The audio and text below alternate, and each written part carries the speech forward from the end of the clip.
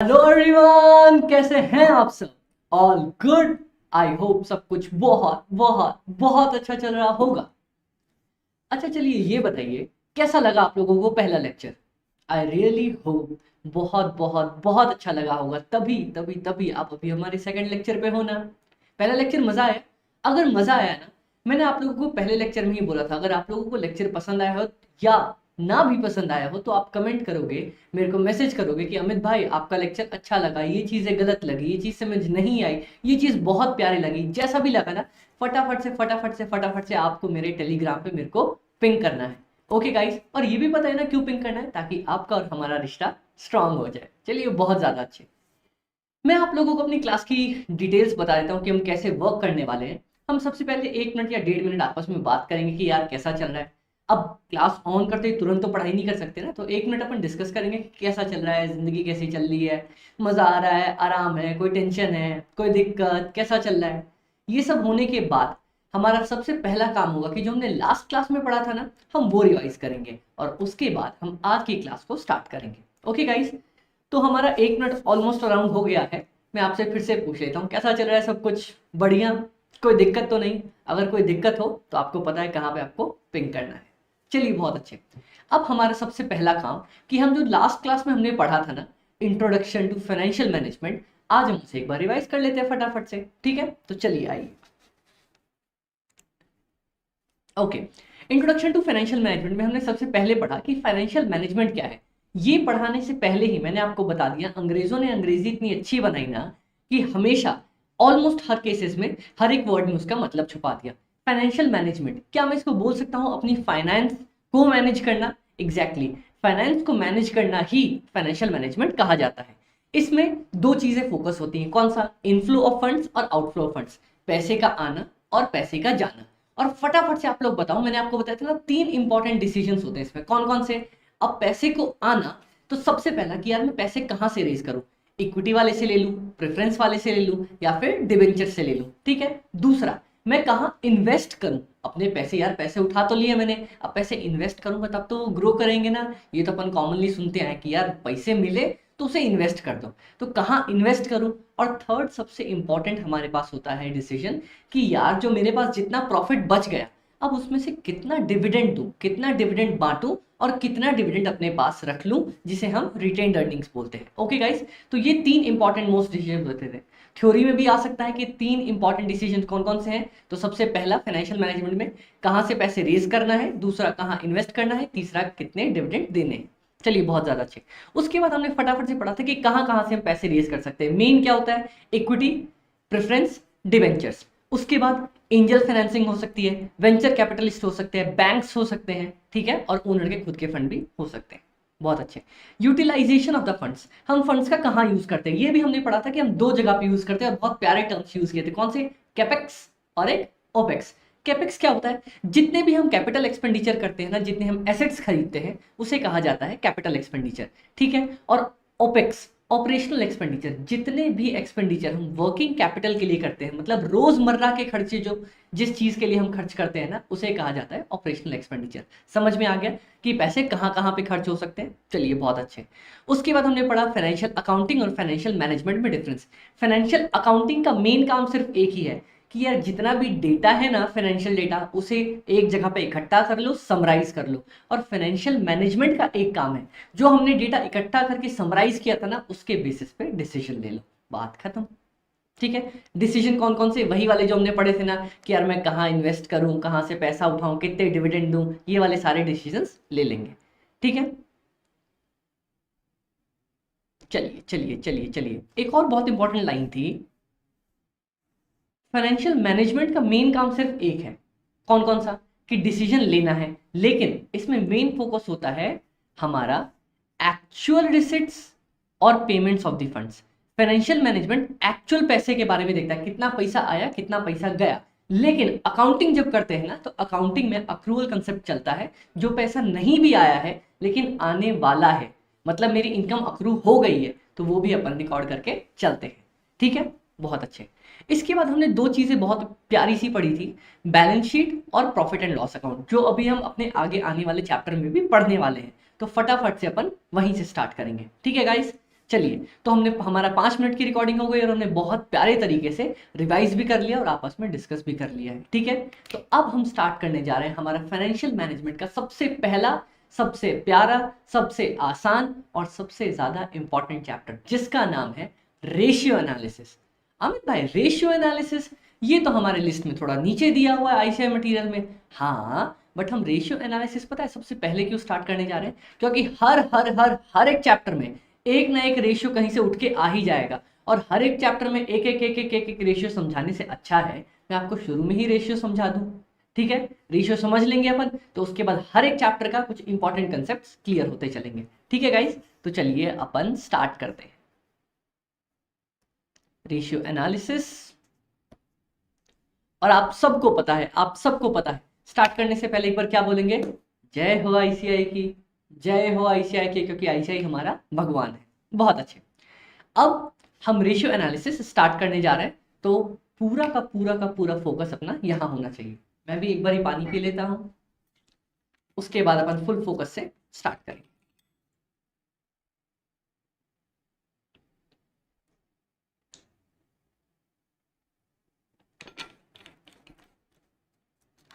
चलिए, तो class start करने से पहले मैं टारगेट आप लोगों को बता देता हूं। आज हमारा टारगेट है कि हमें इस पूरे चैप्टर की थ्योरी को एटलीस्ट कंप्लीट करना है आज, ठीक है। अमित भाई हो जाएगी क्या? अरे हो जाएगी ना, अपने पास इतना प्यारे तरीके से मैं करवाऊंगा, देखते तो जाओ। चलो, ratio analysis. whenever two numbers are expressed in the form of p by q, then it is said to be ratio. Generally, one single variable does not provide us meaningful data, but when expressed in terms of another variable, it gives us meaningful information. बहुत आसान।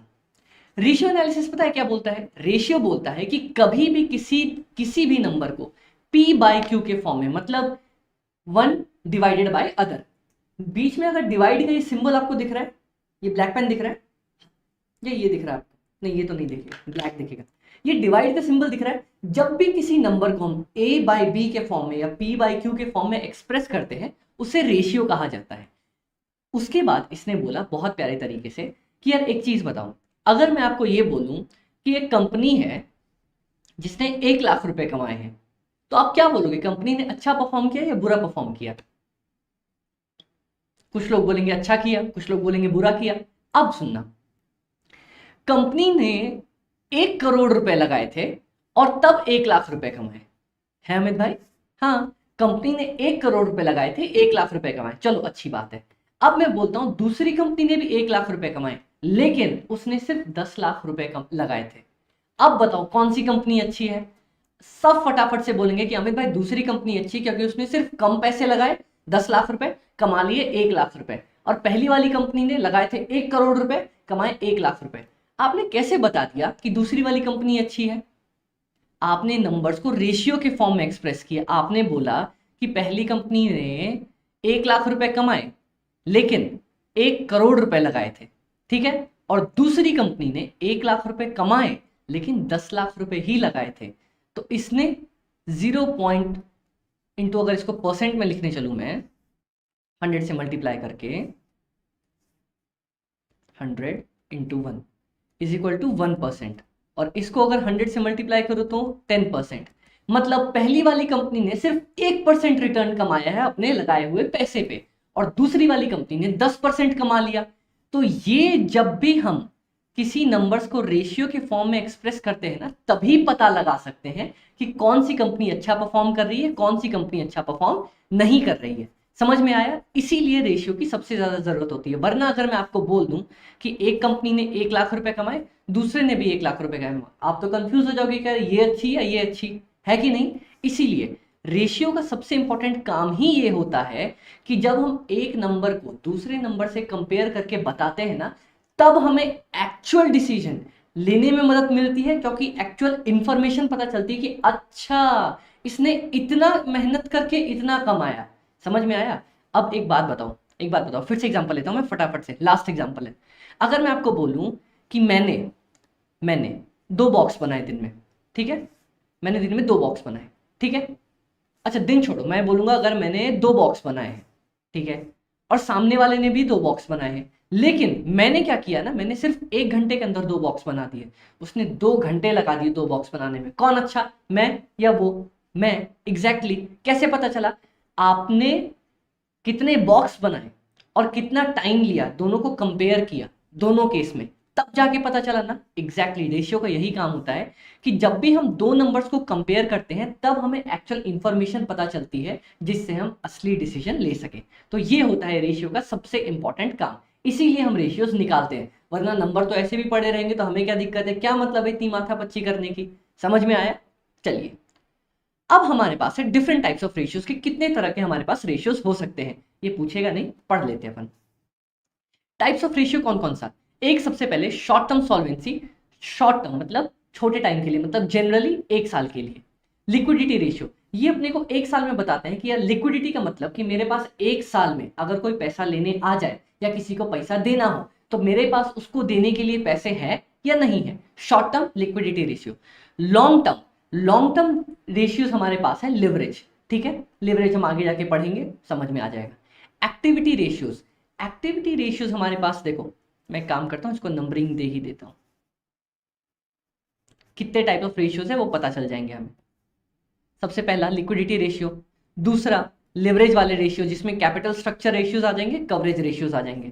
Third activity ratios, activity ratios मतलब ना कि यार मैं किसी भी item को जब अपनी सेल्स से कंपेयर करता हूं ना उसको बोलते हैं एक्टिविटी रेशियोज। एक्टिविटी रेशियोज मतलब कि मैं क्या एक्टिविटी कर रहा हूं इन कंपैरिजन टू सेल्स, सीधी सी बात, अपने को भी समझना नहीं है, अपन नीचे जाके समझेंगे। और फोर्थ प्रॉफिटेबिलिटी रेशियोज, कितना मैंने प्रॉफिट कमाया है। हमारे पास ये चार टाइप्स ऑफ रेशियोज हैं, ठीक है, इसको सब कैटेगराइज किया गया है, लेकिन हमारे पास पता है हर एक रेशियो के लिए, हर एक रेशियो के लिए बहुत ही ज्यादा प्यारी सी ट्रिक है जिसमें हम हर एक रेशियो को ऐसे समझ लेंगे ना कि आपको पूरा याद करने की जरूरत ही नहीं पड़ेगी। आप सिर्फ 1 2 3 4 ये सब कैटेगरी में भी 1 2 अगर मैं जोड़ दूं, इतने 6 हैं, अगर मान लो 1 2 3 4 5 6 6 है तो मैं 6 आपको सिर्फ रेशियोज दूंगा, उससे सारे रेशियोज अपने कवर हो जाएंगे। देखें कैसे, आइए फटाफट से दिखाता हूं। तो रेशियोज पता चल गया आप लोगों को कि हम रेशियोज क्यों पढ़ते हैं, क्यों? ताकि हमारे पास पता चल सके कि यार एक्चुअल डिसीजन जो लेना है ना, एक्चुअल इंफॉर्मेशन कंपेयर करके ही पता चलती है, ठीक है, बहुत अच्छे। अब जो हमने पिछली क्लास में भी पढ़ा था, जो हमें रिवाइज भी करना था, profit and loss statement. Profit and loss statement में आप लोग मेरे को जल्दी से फटाफट से पहले बताओ कि हमारे पास सबसे पहले क्या होता है। अमित भाई, सबसे पहले हमारे पास होती है सेल्स, सबसे पहले तो सेल ही होगी ना।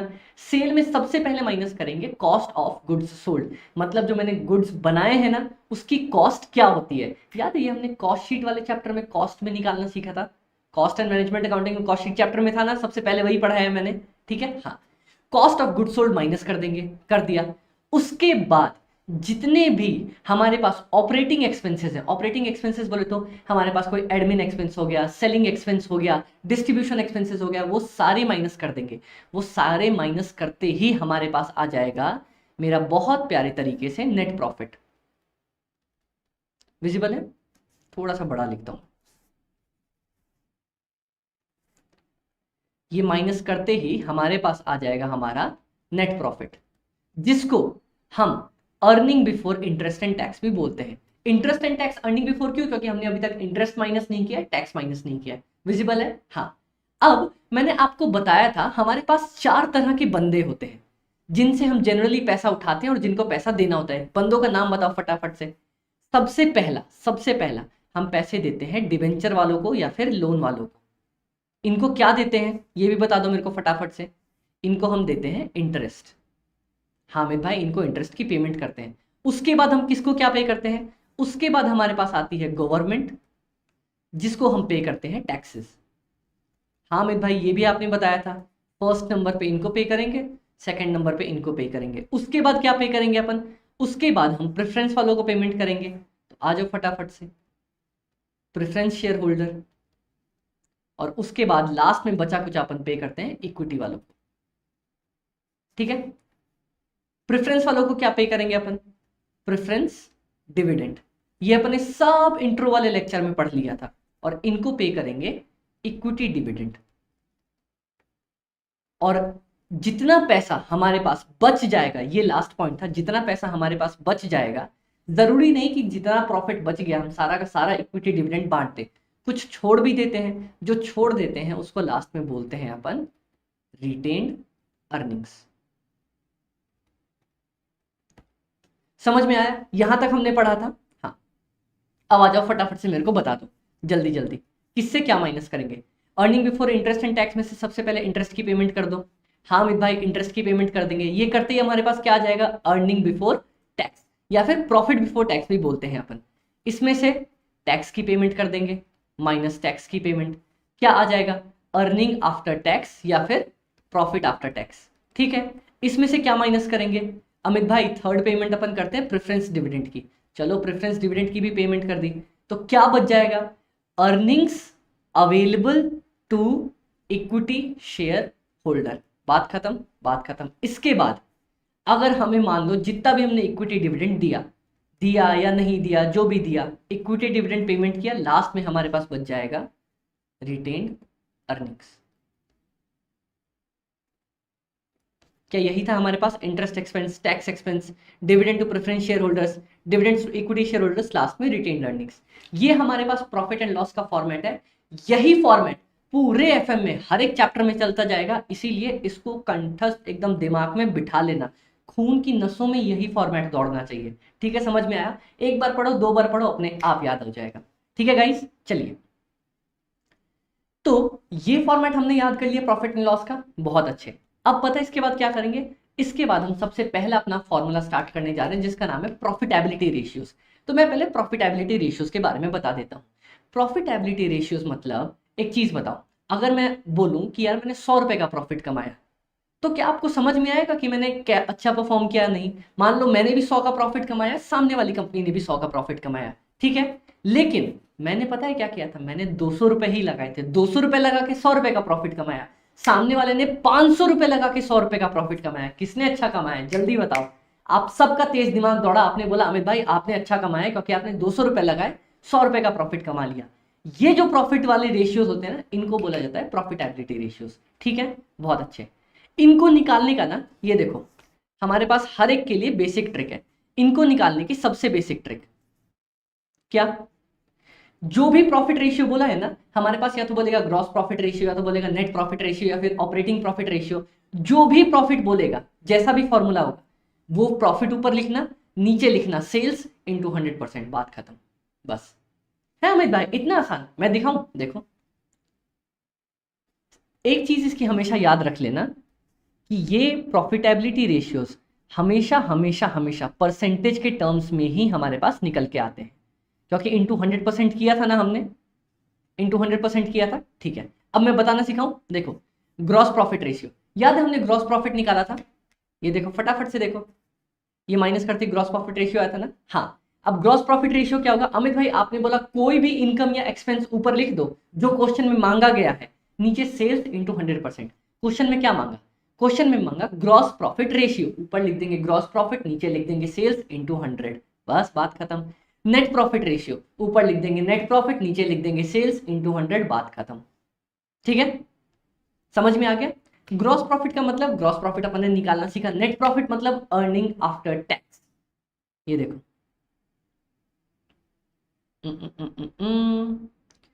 अर्निंग आफ्टर टैक्स, ये जो हम निकालते हैं ना, इसको हम नेट प्रॉफिट का भी नाम देते हैं। मैंने यहाँ पे लिखा होगा आप लोगों के लिए, अर्निंग आफ्टर टैक्स, या फिर प्रॉफिट आफ्टर टैक्स, या फिर नेट प्रॉफिट। तो कंफ्यूज मत कर जाना कि अमित भाई नेट प्रॉफिट आपने लिखा है नहीं, अरे अर्निंग आफ्टर टैक्स को ही नेट प्रॉफिट बोलते हैं। ठीक है, चलिए। अब ऑपरेटिंग प्रॉफिट, ऑपरेटिंग प्रॉफिट क्या होता है ये भी देखो, मैंने आपको लिखा दिया। Sales minus cost of goods करते ही जो ग्रॉस प्रॉफिट आया था ना, उसी को अपन बोलते हैं ऑपरेटिंग, कहां मैं भी गड़बड़ कर गया, इसको नहीं, ग्रॉस प्रॉफिट में से, ग्रॉस प्रॉफिट में से ऑपरेटिंग एक्सपेंसेस माइनस किया। अब जो हमारे पास आया ना earning before interest and tax, इसको बोलते हैं अपन ऑपरेटिंग प्रॉफिट। मैं एक जगह मिस्टेक कर गया था, ऑपरेटिंग प्रॉफिट इसको बोलते हैं। क्यों? क्योंकि देखो ऑपरेटिंग प्रॉफिट मतलब सारे ऑपरेटिंग खर्चे माइनस करने के बाद जो मेरे पास प्रॉफिट आता है, जैसे कि earning before interest and tax, अपन ने cost of goods sold minus किया, ऑपरेटिंग एक्सपेंसेस माइनस किया, बचा हुआ क्या था? ऑपरेटिंग प्रॉफिट आ गया, बात खत्म। और ऑपरेटिंग प्रॉफिट अगर पूछेगा ऑपरेटिंग प्रॉफिट रेशियो, ऊपर लिखेंगे ऑपरेटिंग प्रॉफिट, नीचे लिखेंगे सेल्स इंटू 100%, बात खत्म। देखो ऑपरेटिंग प्रॉफिट या फिर earning before interest and tax. तो कौन सा फॉर्मूला याद करेंगे? इसमें तो ग्रॉस प्रॉफिट वाला याद कर लेंगे, ये अपने को पता है। इसमें ये वाला करेंगे, earning after tax. Net profit को ही अर्निंग आफ्टर टैक्स बोला जाता है, ऑपरेटिंग प्रॉफिट को earning before interest and tax बोला जाता है। बात खत्म। कॉस्ट ऑफ गुड्स सोल्ड, मैंने क्या बोला था? कोई भी इनकम, कोई भी expense divided by sales into 100। तो कॉस्ट ऑफ गुड्स सोल्ड का अगर फॉर्मूला पूछा है तो कॉस्ट ऑफ गुड्स सोल्ड लिख दो, नीचे डिवाइडेड बाय सेल्स इनटू 100 कर दो, बात खत्म। ऑपरेटिंग एक्सपेंसेस रेशियो, अब मेरी बात सुनना, दो फॉर्मूले हैं, एक ऑपरेटिंग रेशियो, एक ऑपरेटिंग एक्सपेंसेस रेशियो। जब ऑपरेटिंग एक्सपेंसेस रेशियो पूछेगा ना, तो यहां पे ऑपरेटिंग एक्सपेंसेस लिखा था मैंने, हाँ, operating expenses divided by sales करके आ जाना। लेकिन जब पूछेगा ना ऑपरेटिंग रेशियो, तब ऑपरेटिंग एक्सपेंसेस और कॉस्ट ऑफ गुड्स सोल्ड भी जोड़ के आऊंगा। ये देखो, ऑपरेटिंग एक्सपेंसेस मतलब एडमिन, सेलिंग, डिस्ट्रीब्यूशन, ओवरहेड वाले एक्सपेंसेस हमारे ऑपरेटिंग एक्सपेंसेस होते हैं। और ऑपरेटिंग रेशियो सिर्फ अगर पूछेगा तो कॉस्ट ऑफ गुड्स सोल्ड भी ऐड करूंगा। मतलब क्या होता है? देखो, ऑपरेटिंग एक्सपेंसेस रेशियो का मतलब हुआ कि जो मेरे ऑपरेटिंग एक्सपेंसेस है ना, वो सेल्स का कितना परसेंटेज फॉर्म करते हैं। और ऑपरेटिंग रेशियो का मतलब होता है कॉस्ट ऑफ ऑपरेटिंग एक्सपेंसेस पहुंचने तक मैंने कितने खर्चे कर दिए। एक कॉस्ट ऑफ गुड्स सोल्ड का खर्चा कर दिया, एक ऑपरेटिंग एक्सपेंसेस का खर्चा कर दिया। ये दोनों खर्चे किए हैं ना, इसीलिए ऑपरेटिंग एक्सपेंसेस दोनों को जोड़ के आएगा। समझ में आया? ऑपरेटिंग रेशियो निकालना, COGS plus plus plus plus plus plus क्या करेंगे? Operating expenses divided by sales into 100। Financial expenses, financial expenses पता किसको बोला जाता है? इंटरेस्ट को बोला जाता है। तो फाइनेंशियल एक्सपेंसेस का सिंपल मतलब होगा financial expenses divided by sales into 100। बात खत्म, कोई दिक्कत? ये देखो, financial expenses it excludes taxes, loss due to theft, goods destroyed by fire. Abnormal loss बिल्कुल नहीं आता, साफ साफ लिख दिया यहाँ पे, नो एबनॉर्मल लॉस। बस 10 मिनट के अंदर हमने सारे प्रॉफिटेबिलिटी रेशियोज खत्म कर लिए। अब मेरे को फटाफट से बताना, ठीक है? मैं अब आंख बंद करता हूं, इसको ऊपर बढ़ा देता हूं, आपसे पूछता चलता हूं। जल्दी से बताओ, प्रॉफिटेबिलिटी रेशियो, कोई भी प्रॉफिटेबिलिटी रेशियो या एक्सपेंस रेशियो पूछेगा, उसका बेसिक फॉर्मूला क्या है? जो पूछा है क्वेश्चन में वो ऊपर लिख देना, नीचे लिख देना सेल्स इंटू 100%। बात खत्म, बात खत्म। एग्जाम्पल बताते हैं, चलो।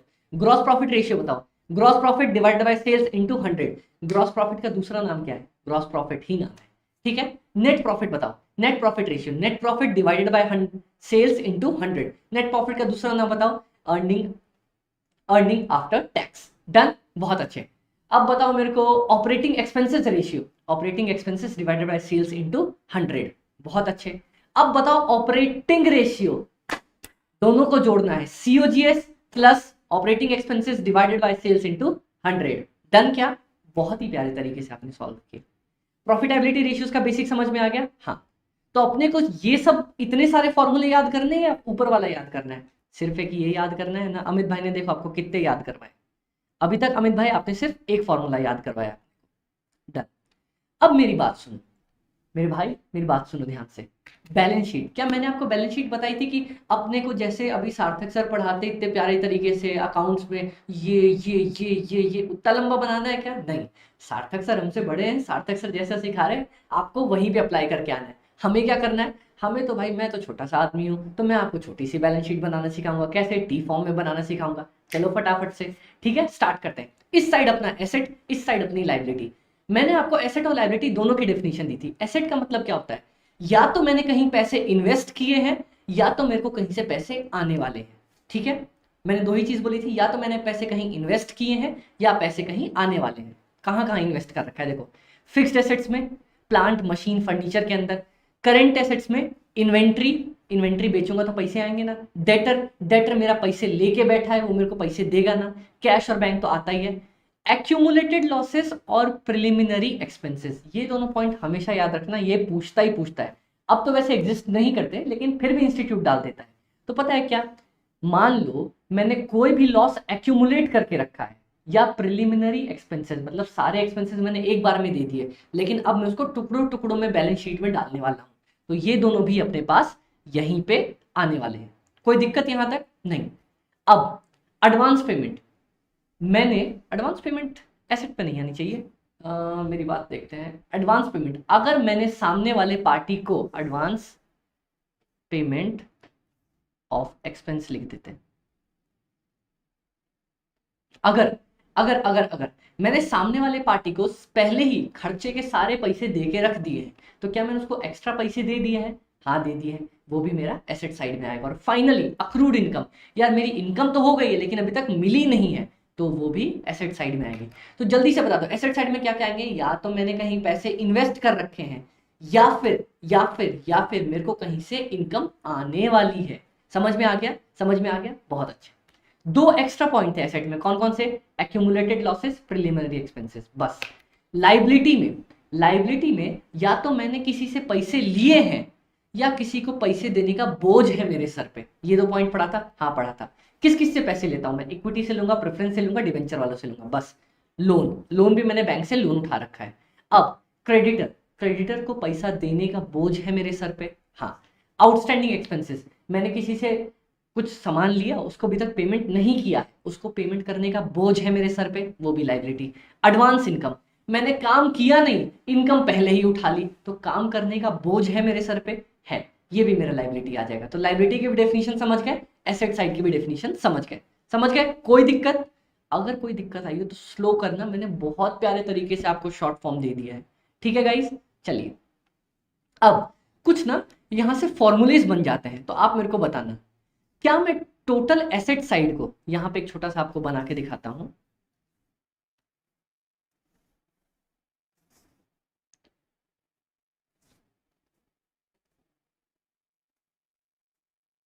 अरे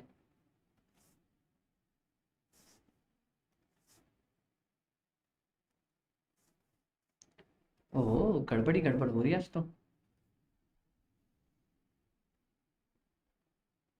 चल कोई बात नहीं, इधर ही लिख देते हैं।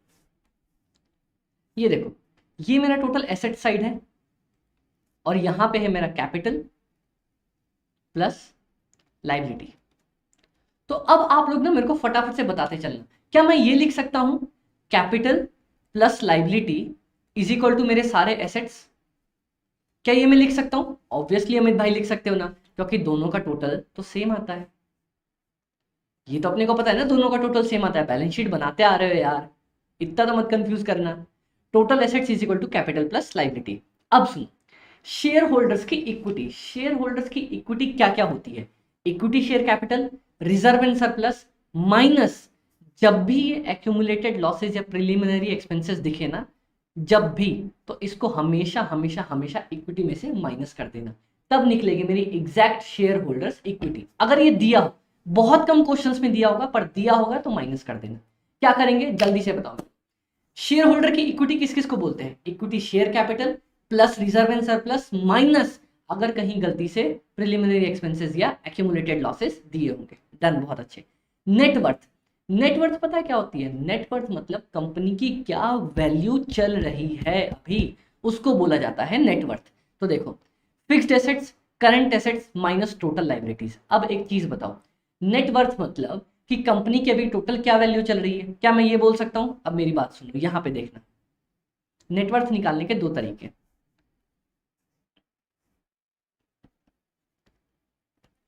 नेटवर्थ का मतलब होता है कंपनी की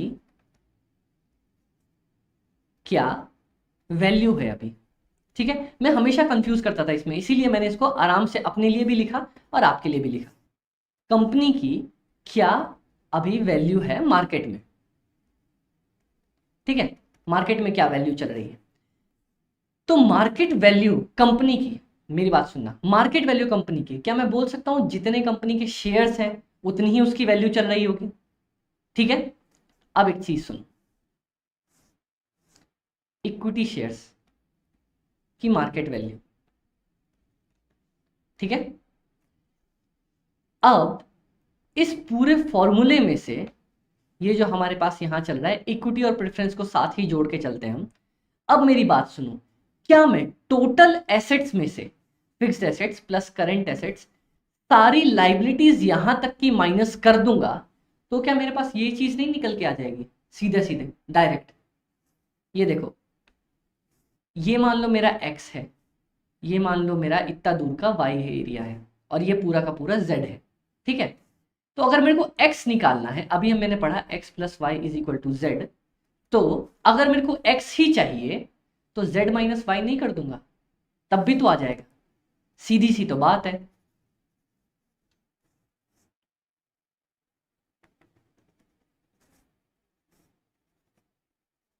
ये देखो, मेरे को सिर्फ चाहिए इक्विटी शेयर कैपिटल की मार्केट वैल्यू, तो क्या करूंगा, इन सब की तो मार्केट वैल्यू मेरे पास दी ही रहती है, फिक्स एसेट्स की, करंट एसेट्स की, माइनस टोटल लाइबिलिटीज कर दूंगा। लाइबिलिटीज में कैपिटल नहीं आएगा, कैपिटल मत लेना, सारी लाइबिलिटीज को माइनस कर देना, बात खत्म, क्वेश्चन सॉल्व हो जाएगा आपका।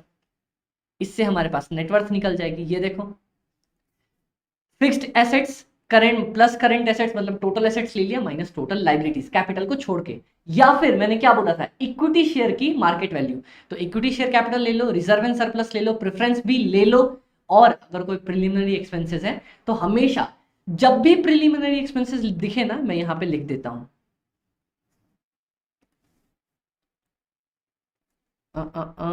यहां लिखता हूं, रुको नीचे,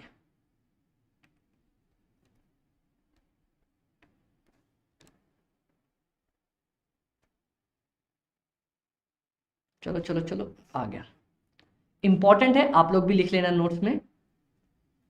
whenever we find accumulated losses or preliminary expenses in balance sheet,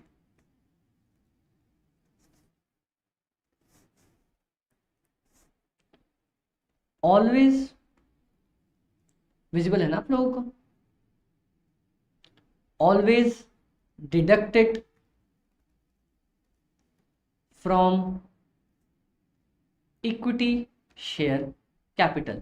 जब भी ये दिख जाए ना, फटाक से इसको सबसे पहले तो इक्विटी शेयर कैपिटल से माइनस ही कर देना, और कुछ मत करना, ठीक है। तो नेटवर्थ के दो तरीके कौन कौन से, सारे एसेट्स जोड़ के सारी लाइबिलिटीज माइनस कर दो, या फिर इक्विटी शेयर कैपिटल जोड़ दो, रिजर्व एंड सरप्लस जोड़ दो, प्रेफरेंस जोड़ दो, और क्या माइनस कर दो, प्रिलिमिनरी एक्सपेंसेस या एक्यूमुलेटेड लॉसेस। डन, चल।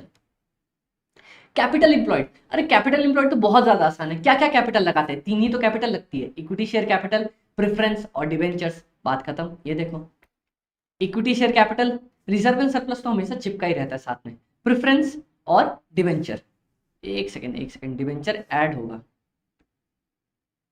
डिवेंचर ऐड करेंगे, और प्रीलिमिनरी एक्सपेंसेस तो हमेशा माइनस करके चलते ही चलते हैं। या फिर fixed assets plus current assets, मतलब टोटल एसेट्स माइनस, इस बार टोटल लाइबिलिटी नहीं करेंगे, इस बार सिर्फ और सिर्फ करंट लाइबिलिटी करेंगे। क्यों? क्योंकि लोन या डिवेंचर भी तो मेरा कैपिटल ही है ना, लोन ले रखा है या डिवेंचर ले रखा है, वो भी तो मेरा कैपिटल ही आता है। इस बार देखो, नेटवर्थ में और इसमें क्या दिक्कत, क्या डिफरेंस था, नेटवर्थ में हमने टोटल एसेट्स में से यहां तक के सारे पार्ट माइनस कर दिए थे, कहां तक के, यहां तक के, नीचे वाले सारी लाइबिलिटीज माइनस कर दी थी। पर कैपिटल इंप्लॉयड निकालने के लिए हमने जितनी भी करंट लाइबिलिटीज है ना, सिर्फ वो माइनस करी है टोटल एसेट्स में से। अब समझ में आएगा, अब कोई दिक्कत तो नहीं रहेगी, तो जल्दी फटाफट से बताओ, अगर टोटल एसेट्स में से सिर्फ करंट लाइबिलिटी माइनस कर रहा हूं, क्या निकलेगा, कैपिटल इंप्लॉयड। अगर टोटल एसेट्स में से टोटल लाइबिलिटीज माइनस कर रहा हूं, तो क्या निकलेगा, नेटवर्थ। समझ में आ गया, समझ में आया, चलो ये भी लिखवा दूं क्या, लिख लो, फटाफट से लिख लो, क्योंकि इसके बाद सिर्फ और सिर्फ फॉर्मूलेज आएंगे जो अपन फटाफट से सॉल्व करेंगे।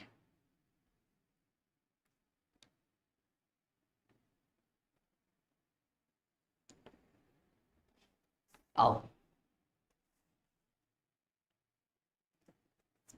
लिखते हैं फटाक से, if we deduct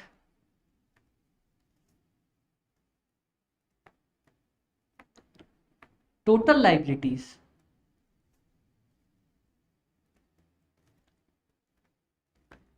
from total assets,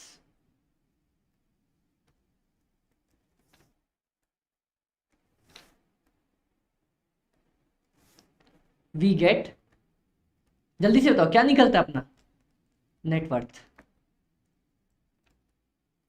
समझ में आया?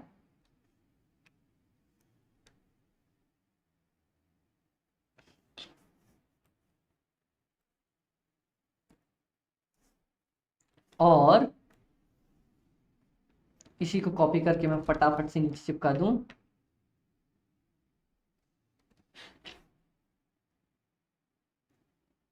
बस, इफ वी डिडक्ट टोटल नहीं, current liability from total assets, we get, जल्दी बताओ क्या मिल जाएगा अपने को? We will get capital employed. अब दोनों में फर्क समझ में आ गया? कोई दिक्कत तो नहीं आएगी यहां तक? नहीं, बहुत प्यारे तरीके से अपन ने आपको समझाया है। Fix assets minus working capital, working capital का फॉर्मूला भी होता है current assets minus current liabilities, तो ये तो बहुत आसानी आप समझ जाओगे आराम से बाद में। अब देखो प्रॉफिटेबिलिटी रेशियोज। अमित भाई ये कौन से प्रॉफिटेबिलिटी रेशियोज आ गए? देखो वो प्रॉफिटेबिलिटी रेशियोज अपने नॉर्मल प्रॉफिट के बेसिस पे थे, ये ओवरऑल रिटर्न ऑन एसेट्स के बेसिस पे है। जब भी रिटर्न ऑन एसेट्स के बेसिस पे पूछेगा ना, तब का भी फॉर्मूला मैं आपको बताता हूं। जब भी रिटर्न का पूछेगा, एक तो अपन ने भी पढ़ा प्रॉफिटेबिलिटी में कि डायरेक्ट प्रॉफिटेबिलिटी पूछ रहा है, net profit, gross profit, operating profit, ये वाला।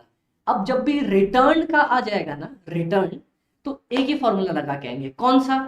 अपन को क्या मिला बाय अपन ने क्या लगाया था। रिटर्न का सिर्फ यही फॉर्मूला था, मेरे को क्या मिला और मैंने क्या लगाया था। दिखाऊं? देखो चलो,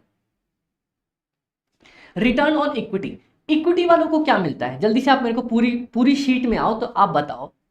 यहां पे देखो, ये देखो, ध्यान से देखना, विजिबल है आप लोगों को? हाँ, इस पूरे में से यहां से हमने सेल से स्टार्ट किया, कटता गया कटता गया कटता गया कटता गया, सब कुछ कट कुटाने के बाद इक्विटी वालों को ये मिला, earning available to equity share holders. मतलब देखो मेरी बात सुनो, ये आपको फंड दिख रहा है, मान लो एक बहुत बहुत बड़ा सा फंड था, इसमें से किसी और को पेमेंट गई, फिर किसी और को गई, फिर किसी और को गई, फिर किसी और को गई, होते होते होते इतना सा अमाउंट बच गया। ठीक है, अब इतने से अमाउंट में से हमें इक्विटी वालों को देना है। अब ये सिर्फ इक्विटी वालों का है ना, तो जो जिसके लिए जितना फंड अवेलेबल होता है ना, वही अपन लिखते हैं कि अपने को क्या मिला डिवाइडेड बाय हमने क्या लगाया था। अब मेरी पूरी बात सुनना, यहां पे ये वाला कंसेप्ट फोकस करना, यहीं से दिखाता हूं मैं। हम यहां से नीचे आते गए, आप लोग मेरे को बताना, हम यहां से नीचे आते हैं। सबसे पहले इंटरेस्ट एक्सपेंस हमने किसको दिया है? डिवेंचर वालों को दिया है, ग्रीन से मार्क करता हूं, डिवेंचर वालों को। तो अब आप मेरे को बताओ, डिवेंचर वालों को देने के लिए हमारे पास क्या था? उनको देने के लिए earning before interest and tax था, उनके देने के लिए बड़ा सा फंड था। सेल्स नहीं बोलूंगा, ग्रॉस प्रॉफिट भी नहीं बोलूंगा, earning before interest and tax था मेरे पास उनको देने के लिए। ठीक है, गवर्नमेंट को देने के लिए क्या था? अर्निंग बिफोर टैक्स था मेरे पास। ठीक है, प्रेफरेंस शेयर होल्डर्स को देने के लिए मेरे पास कितना अमाउंट था? मेरे पास अर्निंग्स आफ्टर टैक्स था, इसमें से मैं उनको देने वाला था। समझ में आया? और इक्विटी वालों को देने के लिए मेरे पास क्या था? Earnings available to equity share holders. तो पता है क्या मिला अपने को? क्या मिला ये सीधा वहीं से निकाल लेना प्रॉफिट एंड लॉस में, जहां पे हमारा नंबर आता है। मतलब डिवेंचर वालों का यहां पे नंबर आया ना, तो उनको क्या मिलेगा? Earning before interest and tax. Done? ठीक है, अब गवर्नमेंट का नंबर कहां पे आया? यहां पे, तो गवर्नमेंट को क्या मिलेगा? Earning before tax. प्रेफरेंस वालों का नंबर कहां पे आया? यहां पे आया, तो प्रेफरेंस वालों को क्या मिलेगा? Earnings after tax. इक्विटी वालों का नंबर कहां पे आया? यहां पे आया, तो उनको क्या मिलेगा? जस्ट ऊपर, earnings available to equity share holders. जहां पे मेरा नंबर है उसके ऊपर जो चीज लिखी हुई है ना, वो लिख के आ जाओ बस। अब देखो फटाफट से देखो, विजिबल, परफेक्टली विजिबल है, विजिबल है? हाँ। अब देखो रिटर्न रेशियोज की बात करता हूं, क्या मिला भाई, क्या लगाया? रिटर्न ऑन इक्विटी, इनको क्या मिला? इक्विटी वालों का नंबर से ऊपर जस्ट क्या आता है? Earnings available to equity share holders, earnings available to equity share holders. मैंने क्या लगाया था? क्या लगाया था इक्विटी वालों ने? अपना सारा इक्विटी लगाया था, equity share holders fund. Equity share holders fund क्या था? Equity plus plus plus plus, जल्दी से बताओ, reserve and surplus minus minus minus minus accumulated loss या फिर प्रिलिमिनरी एक्सपेंसेस। डन?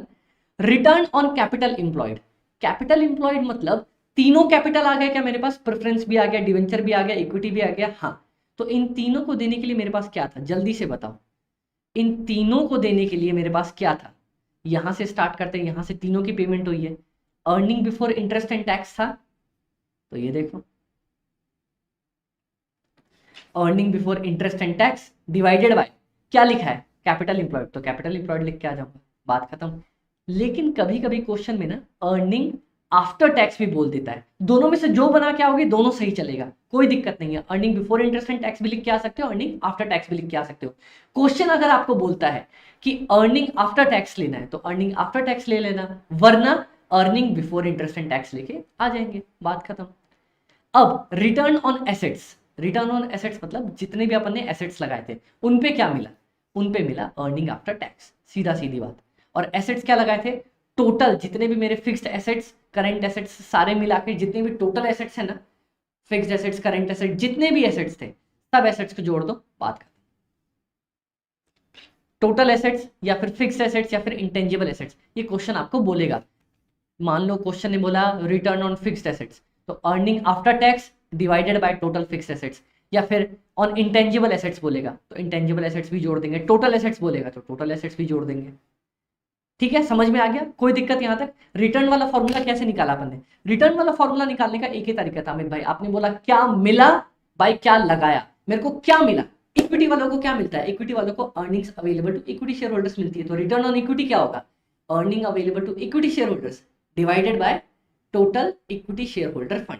अब दूसरा जल्दी बताओ, रिटर्न ऑन कैपिटल इंप्लॉयड, सारे कैपिटल वाले को क्या मिलता है, earning before interest and tax, तो EBIT divided by capital employed, बात खत्म। लेकिन कभी कभी क्वेश्चन अर्निंग आफ्टर टैक्स भी बोल सकता है, तो earning after tax divided by capital employed. Return on assets को क्या मिलता है, रिटर्न ऑन एसेट्स वालों को फटाफट से सिर्फ एक ही चीज मिलती है, क्या चीज मिलती है, earnings after tax divided by total assets. जो बोलेगा क्वेश्चन में, अगर टोटल एसेट्स बोला तो टोटल एसेट्स ले लेना, फिक्स्ड एसेट्स बोला तो फिक्स्ड ले लेना, इंटेंजिबल बोला तो इंटेंजिबल ले लेना, बात खत्म। रिटर्न ऑन इन्वेस्टमेंट, मैंने जितना इन्वेस्ट किया उस पे क्या मिला, क्या मिलता है लास्ट में अपने को, क्या मिलता है, प्रॉफिट या अर्निंग्स मिलता है डिवाइडेड बाय इन्वेस्टमेंट, या फिर ये देखो profit divided by sales into investment. ये वाला बकवास फॉर्मूला है, ये वाला काम का नहीं है, ये बाद में अपने को आएगा, जब आएगा तब का तब देखा जाएगा। तो रिटर्न ऑन इन्वेस्टमेंट मतलब प्रॉफिट जो मैंने कमाया इन्वेस्टमेंट से डिवाइडेड बाय इन्वेस्टमेंट इनटू 100%, बात खत्म। रिटर्न मतलब मैंने कितना कमाया उस पे लगा के, ठीक है। ये वही वाला क्वेश्चन है कि अमित भाई आपने लगाए थे 200 रुपए, कमाए 100 रुपए इंटू 100%, तो 50% कमा लिया ना, बात खत्म। इसको बोलते हैं रिटर्न ऑन इन्वेस्टमेंट। समझ में आया। इसका क्वेश्चन पता है कैसे आएगा, मैं इसका एक क्वेश्चन एग्जांपल देता हूं। मान लो क्वेश्चन है आर इन्वेस्टेड 5 लाख इन मान लो real estate and earned 1 lakh, तो रिटर्न ऑन इन्वेस्टमेंट कितना आ जाएगा, 1 divided by 5 into 100 is equal to 20%, बात खत्म। बस समझ में आया, ये लिख लो फटाफट से लिख लो रिटर्न ऑन इन्वेस्टमेंट का फॉर्मूला।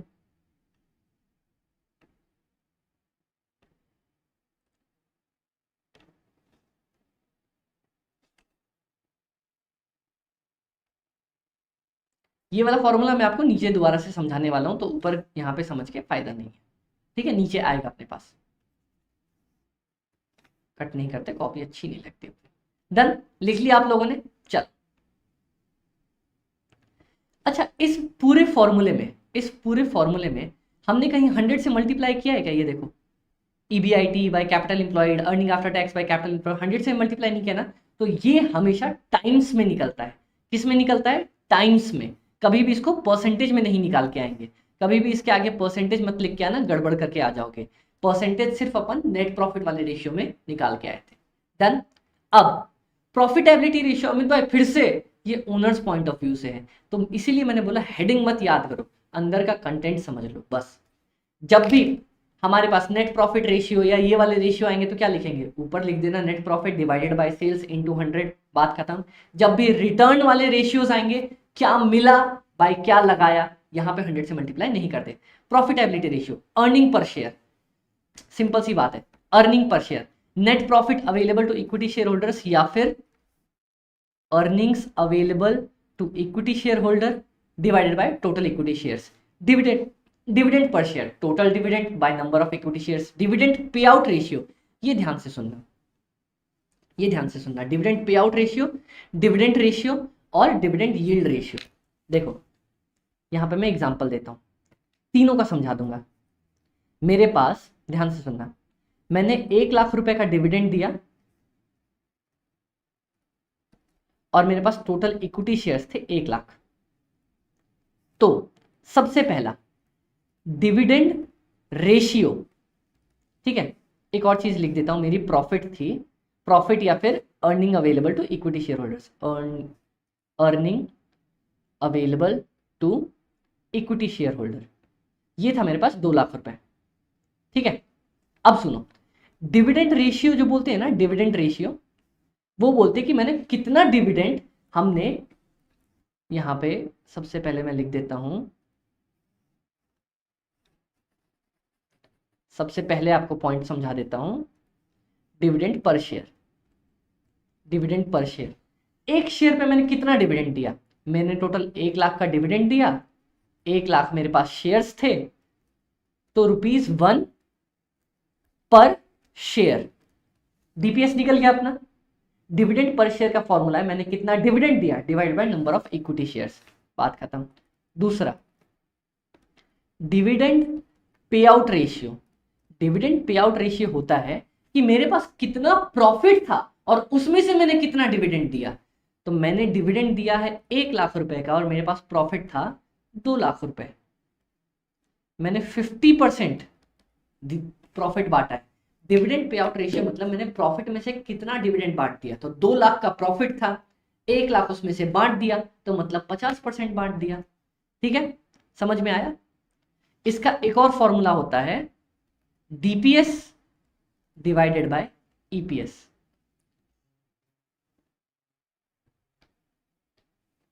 उसके बाद थर्ड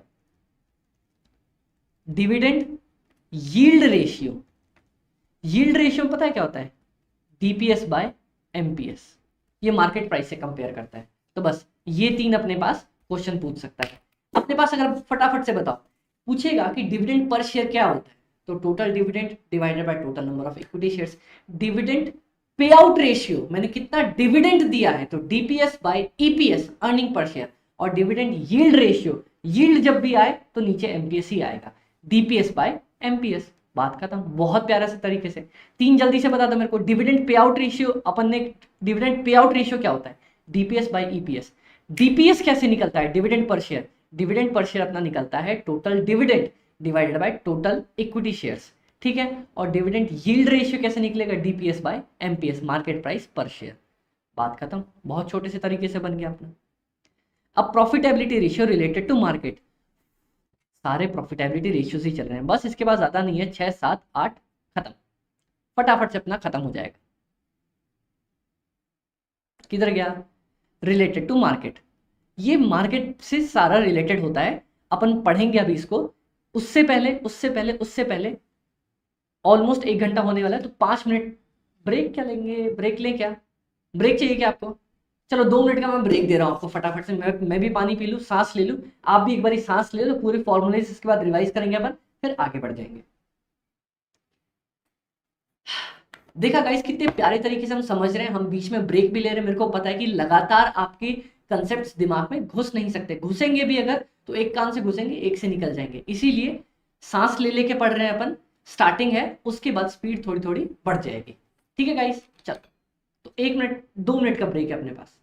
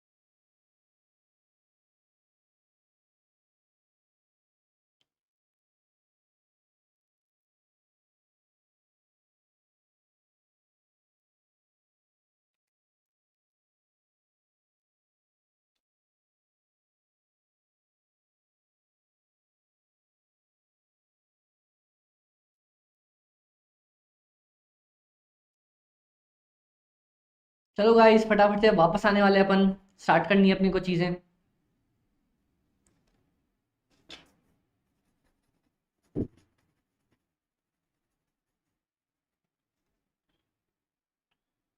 विजिबल है आप लोगों को?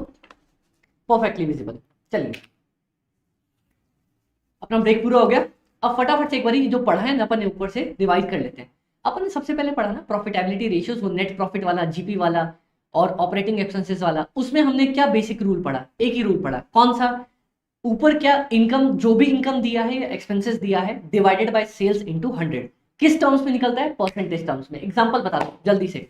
Operating expenses ratio, operating expenses divided by sales into 100%। Operating ratio जल्दी बताओ, COGS plus COGS plus operating expenses divided by sales into 100%। Operating expenses कौन कौन से थे? एडमिन, सेलिंग और डिस्ट्रीब्यूशन। समझ में आया? चलो बहुत अच्छे। इसके बाद अपन ने क्या पढ़ा? उसके बाद अपन ने पढ़ा रिटर्न वाले रेशियोज। रिटर्न वाले रेशियोज में हमने क्या देखा? जो भी मैंने मिला, जो भी मुझे मिला, क्या मिला डिवाइडेड बाय क्या मैंने लगाया था। अब बताओ इक्विटी वालों को क्या मिलता है? Earning available to equity share holders. उन्होंने लगाया क्या था? Equity share holders fund.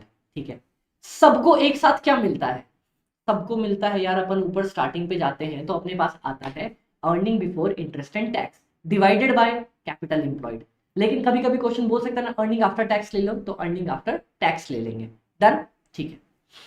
Earning after tax तो होगा, यहां पे एक चीज आपने ध्यान दी है, ध्यान दी, अर्निंग आफ्टर टैक्स तो होगा लेकिन इंटरेस्ट माइनस नहीं होगा। इंटरेस्ट अभी भी चलेगा क्योंकि कैपिटल इंप्लॉयड मतलब सबको क्या क्या देना है? अभी इंटरेस्ट देना ही देना है, प्रेफरेंस देना ही देना है, इक्विटी देना ही देना है। इसीलिए ईबीआईटी में से, ईबीआईटी में से डायरेक्ट टैक्स माइनस कर देंगे, इंटरेस्ट मत माइनस करके आ जाना। कैपिटल इंप्लॉयड मतलब सबको अभी क्या क्या देना है मेरे को। समझ में आ गया? सबको क्या क्या देना है, वो वाला कंसेप्ट। जब अपन क्वेश्चन करेंगे तो आसानी से समझ में आ ही जाएगा और इसके क्वेश्चन भी बहुत आसान होते हैं। चलो रिटर्न वाले रेशियो समझ में आ गया। रिटर्न वाले रेशियो अपन टाइम्स के फॉर्म में निकालते हैं। अब ईपीएस डीपीएस वाला रेशियो जल्दी से बता दो। अर्निंग पर शेयर कैसे निकाला अपन ने? अर्निंग पर शेयर निकाला, सिंपल पर शेयर ही तो मांगा है। Earning per share is equal to total earning. Total earning मतलब earning available to equity share holder divided by total number of shares. मतलब मैंने एक शेयर पे कितना कमाया। बात खत्म, बात खत्म। उसके बाद क्या सीखा मैंने? उसके बाद सीखा डीपीएस। डीपीएस मतलब total dividend divided by total number of share. समझ में आया? इसके बाद डिविडेंड से रिलेटेड ही दो बहुत नए इंपॉर्टेंट फॉर्मूले सीखे। कौन सा? Dividend pay out ratio. क्या सीखा? सिंपल था, डीपीएस बाय ईपीएस। ऊपर डीपीएस नीचे ईपीएस। और डिविडेंड यील्ड रेशियो का क्या फॉर्मूला था? एक ही फॉर्मूला था, डीपीएस बाय एमपीएस। वहां ईपीएस था, वहां एमपीएस हो गया। जब भी यील्ड आएगा नीचे मार्केट प्राइस ही आएगा। समझ में आ गया? चलो यहां तक अपन डन होके बढ़ चुके थे। अब रिलेटेड टू मार्केट, ये भी बहुत आसान तरीके। मैं पता है मैंने स्टार्टिंग में बताया था ना, अंग्रेजों ने ऐसी अंग्रेजी बनाई है ना कि सब कुछ मतलब में ही छोड़ दिया। अब बोलेगा PE ratio, price by earnings ratio. तो पता है क्या निकालेंगे? प्राइस मतलब market price MPS divided by earnings बोला है ना, ईपीएस। बात खत्म। पीई रेशियो होता है अपना MPS by EPS. MPS by EPS, नाम में ही मतलब छुपा हुआ था। डिविडेंड यील्ड रेशियो मैंने अभी आपको बताया, DPS by MPS, DPS by MPS into 100। बात खत्म। ये अपना डिविडेंड यील्ड रेशियो हो गया। ठीक है। अर्निंग्स यील्ड, अब जल्दी से ना आप लोग मेरे को बिना फॉर्मूला देखे हुए बताओ अर्निंग्स यील्ड क्या होगा। अमित भाई डिविडेंड यील्ड में आपने बोला डीपीएस बाय एमपीएस कर दूं। ठीक है। डिविडेंड मतलब ऊपर डिविडेंड, यील्ड मतलब नीचे एमपीएस। तो अगर अर्निंग यील्ड मेरे से पूछ लेगा तो क्या मैं ईपीएस बाय एमपीएस नहीं कर सकता? हाँ कर सकता हूं। कर सकते हो ना? और सुनो, अगर मैं इसी को पलट दूं तो क्या ये पीई रेशियो नहीं बन जाता है, एमपीएस बाय ईपीएस? तो क्या मैं अर्निंग्स यील्ड को 1 बाय पीई रेशियो नहीं लिख सकता? ऑब्वियसली लिख के आ सकता हूं ना यार। देखो फिर से सुनो, फिर से सुनो, फिर से सुनो, ध्यान से सुनना, कान लगा के सुनना, और बिल्कुल भी ध्यान इधर उधर मत करना, इंपॉर्टेंट कंसेप्ट है।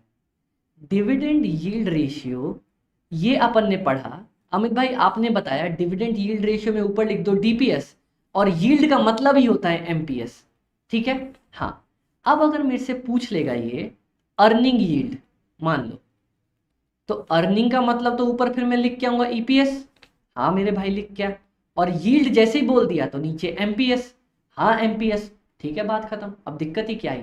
लेकिन अब यहाँ पे सुनना, एमपीएस बाई ईपीएस तो अपना वो होता है ना पीई रेशियो, अभी तो पढ़ा यहाँ पे, ये देखो। तो क्या मैं अर्निंग्स यील्ड को 1/पीई रेशियो भी नहीं लिख सकता? 1/पीई रेशियो, ये देखो, तब ना ईपीएस ऊपर जाएगा, एमपीएस नीचे आएगा। समझ में आया? तो अर्निंग्स यील्ड के दो फॉर्मूले, ईपीएस बाय एमपीएस और 1/पीई रेशियो। ये देखो, ईपीएस बाय एमपीएस, और अमित भाई आपको एक और फॉर्मूला दे रहा है 1/पीई रेशियो। बात खत्म, डन हो गया। मार्केट वैल्यू या बुक वैल्यू, देखो मार्केट वैल्यू, मार्केट वैल्यू क्या होती है?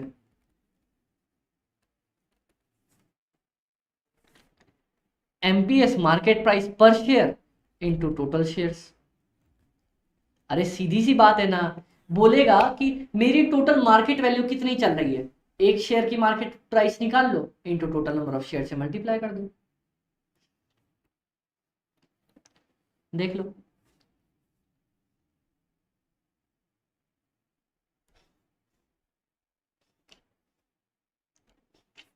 बहुत प्यारे तरीके से, market value is equal to MPS into total number of the shares.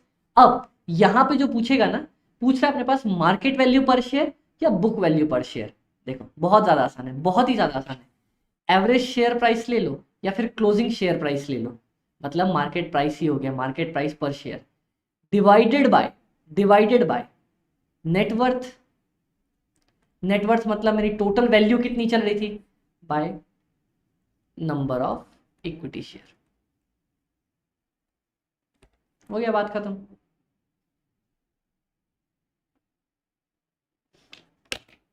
Simple, इतना ही प्यारा फॉर्मूला था कि market value divided by book value per share. ये बोल रहा है अपने को, ये देखो, ये वाला पार्ट अपने को बोल रहा है मार्केट वैल्यू, समझ में आ गया? इसमें दो कंसेप्ट अपने को दिए हुए, तो मैं दोनों समझाता हूं। ये देखो, सबसे पहले मार्केट वैल्यू, मार्केट वैल्यू में निकाल सकता हूं ना, मार्केट प्राइस पर share into total equity shares. समझ में आ गया? अब बुक वैल्यू कैसे निकालूंगा? बुक वैल्यू, बुक वैल्यू मेरी निकलती है, ध्यान से सुनना, ध्यान से सुनना, net worth divided by total equity shares, ये आती है मेरी book value per share.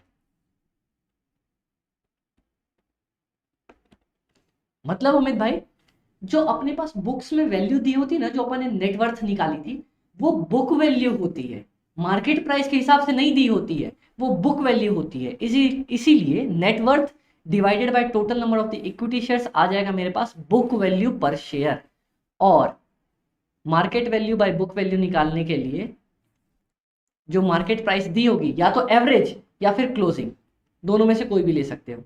Closing ले ली by networth divided by total equity shares, जिससे मेरा बुक वैल्यू पर शेयर आ जाएगा। तो यहाँ पे एक फॉर्मूला मिसिंग है, मैं आपको लिखवा देता हूँ यहाँ पे, इसको यहाँ पे रब कर लेते हैं। इससे पहले दो तीन फॉर्मूलाज मिसिंग है, मैं आपको लिखवाता हूँ, लिख लो यहाँ पे।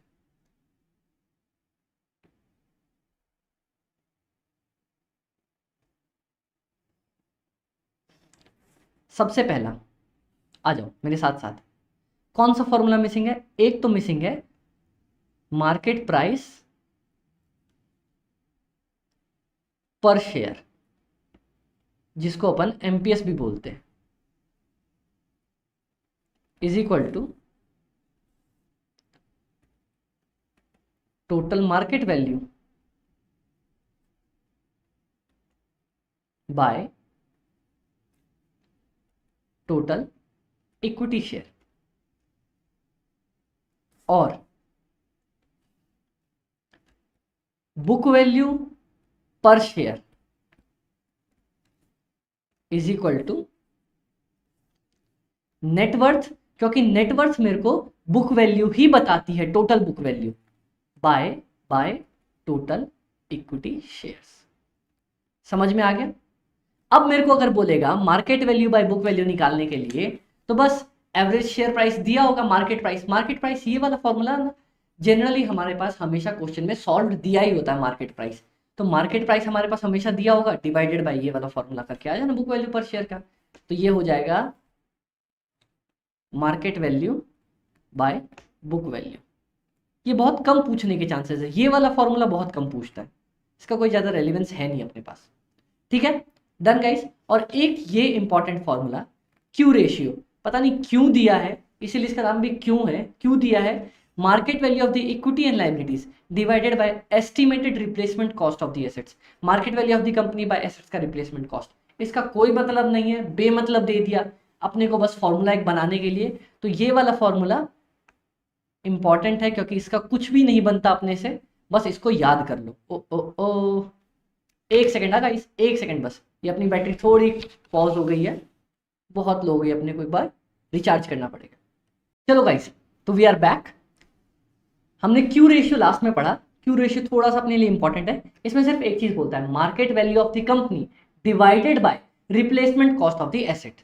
बस ये पूछेगा नहीं, बहुत कम चांसेस है, लेकिन अगर अपनी किस्मत ही खराब हो गई तो भाई क्या ही कर सकते हैं, इसलिए अपन इसको पढ़ लेंगे। ये है क्यू रेशियो, क्यों दिया है क्यों पता। ठीक है गाइस, समझ में आया? तो अपन ने यहाँ पे बहुत बहुत बहुत प्यारे तरीके से ये वाले फॉर्मूलेस भी अपन ने समझ ली, प्रॉफिटेबिलिटी रिलेटेड टू मार्केट। कौन कौन से थे जल्दी से मेरे को बता दो। एक तो अपन ने पीई रेशियो पढ़ा, नाम में ही दिया था, P price, market price divided by E मतलब ईपीएस, एमपीएस बाय ईपीएस। उसके बाद डिविडेंड यील्ड अपन ऊपर ही पढ़ के आए थे, earning yield EPS divided by MPS.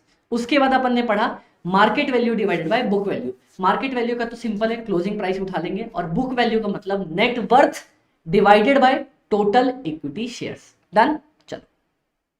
और लास्ट में पढ़ा क्यू रेशियो। क्यू रेशियो मतलब market value of the company दी होगी डिवाइडेड बाय जितना मेरा एसेट्स है ना, एसेट्स उसकी रिप्लेसमेंट कॉस्ट। रिप्लेसमेंट कॉस्ट मतलब कि यार अगर मैं अभी एसेट को बदलने जाऊं ना, अभी मान लो मेरे पास ये एक माउस पड़ा हुआ है, ये आपको माउस दिख रहा है, अभी अगर मैं नया माउस लेने जाऊं तो क्या कॉस्ट पड़ेगी, उसको बोलते हैं रिप्लेसमेंट कॉस्ट। ये भी क्वेश्चन में साफ साफ दिया होगा, इसके क्वेश्चन में सब कुछ साफ साफ ही दिया होगा। अपने पास अगला आता है एक्टिविटी रेशियो। एक्टिविटी रेशियो बहुत ज्यादा आसान है, पता है क्या, एक्टिविटी रेशियो में इसका जनरली नाम टर्नओवर रेशियोज भी है। तो इसमें सिर्फ एक ही चीज बोलता है, सिर्फ और सिर्फ जो भी दिया होगा ना, जो भी अपने से मांगा होगा, जो भी मांगा होगा उसको नीचे लिख देना, ऊपर सेल्स लिख देना। जैसे याद है हमने प्रॉफिटेबिलिटी रेशियो ऊपर सबसे पहले नेट प्रॉफिट वाले में क्या किया था, जो भी मांगा था, जैसे मान लो जीपी रेशियो मांगा था तो मैंने जीपी को ऊपर लिखा, सेल्स को नीचे लिखा, इन 200 करके बात खत्म किया। यहां पे पता है क्या करूंगा, उल्टा, टर्नओवर रेशियोज में सेल्स ऊपर होगा, जो नीचे मांगा होगा उसको नीचे लिख देंगे, बात खत्म। दिखाऊं कैसे, total assets turnover ratio, total assets turnover ratio मतलब कि मेरी जो टोटल एसेट्स हैं वो सेल्स को कितने टाइम्स कवर करते हैं, तो बस सेल्स लिख दूंगा डिवाइडेड बाय टोटल एसेट्स। कभी कभी क्वेश्चन बोलेगा कॉस्ट ऑफ गुड्स सोल्ड डालने के लिए, आप सेल्स ही समझ के चलो, sales by total assets. Fixed assets turnover ratio, sales by fixed assets, बात खत्म। कभी कभी इंस्टीट्यूट बोलेगा कॉस्ट ऑफ गुड्स सोल्ड लिख के आ जाने वहां पे, या फिर इंस्टीट्यूट ने कभी कभी सीओजीएस के नाम से भी सॉल्व किया होगा, तो आप दोनों में से कोई भी उठा सकते हो और कोई भी सॉल्व कर सकते हो। ठीक है, कैपिटल टर्नओवर रेशियो, इसका आप ही बता दो मेरे को, ऊपर लिखूंगा सेल्स, नीचे लिखूंगा नेट एसेट्स, नेट एसेट्स या फिर कैपिटल एम्प्लॉयड, बात खत्म। ये देखो मैंने आपके लिए लिख भी दिया, सेल्स या फिर नेट एसेट्स या कैपिटल एम्प्लॉयड, बात खत्म। करेंट एसेट्स टर्नओवर रेशियोज, ऊपर लिखूंगा सेल्स, नीचे लिखूंगा करंट एसेट्स, बात खत्म। वर्किंग कैपिटल टर्नओवर रेशियो, ऊपर लिखूंगा सेल्स, नीचे लिखूंगा working capital. Inventory turnover ratio, ऊपर लिखूंगा सेल्स, नीचे लिखूंगा एवरेज इन्वेंट्री, बात खत्म।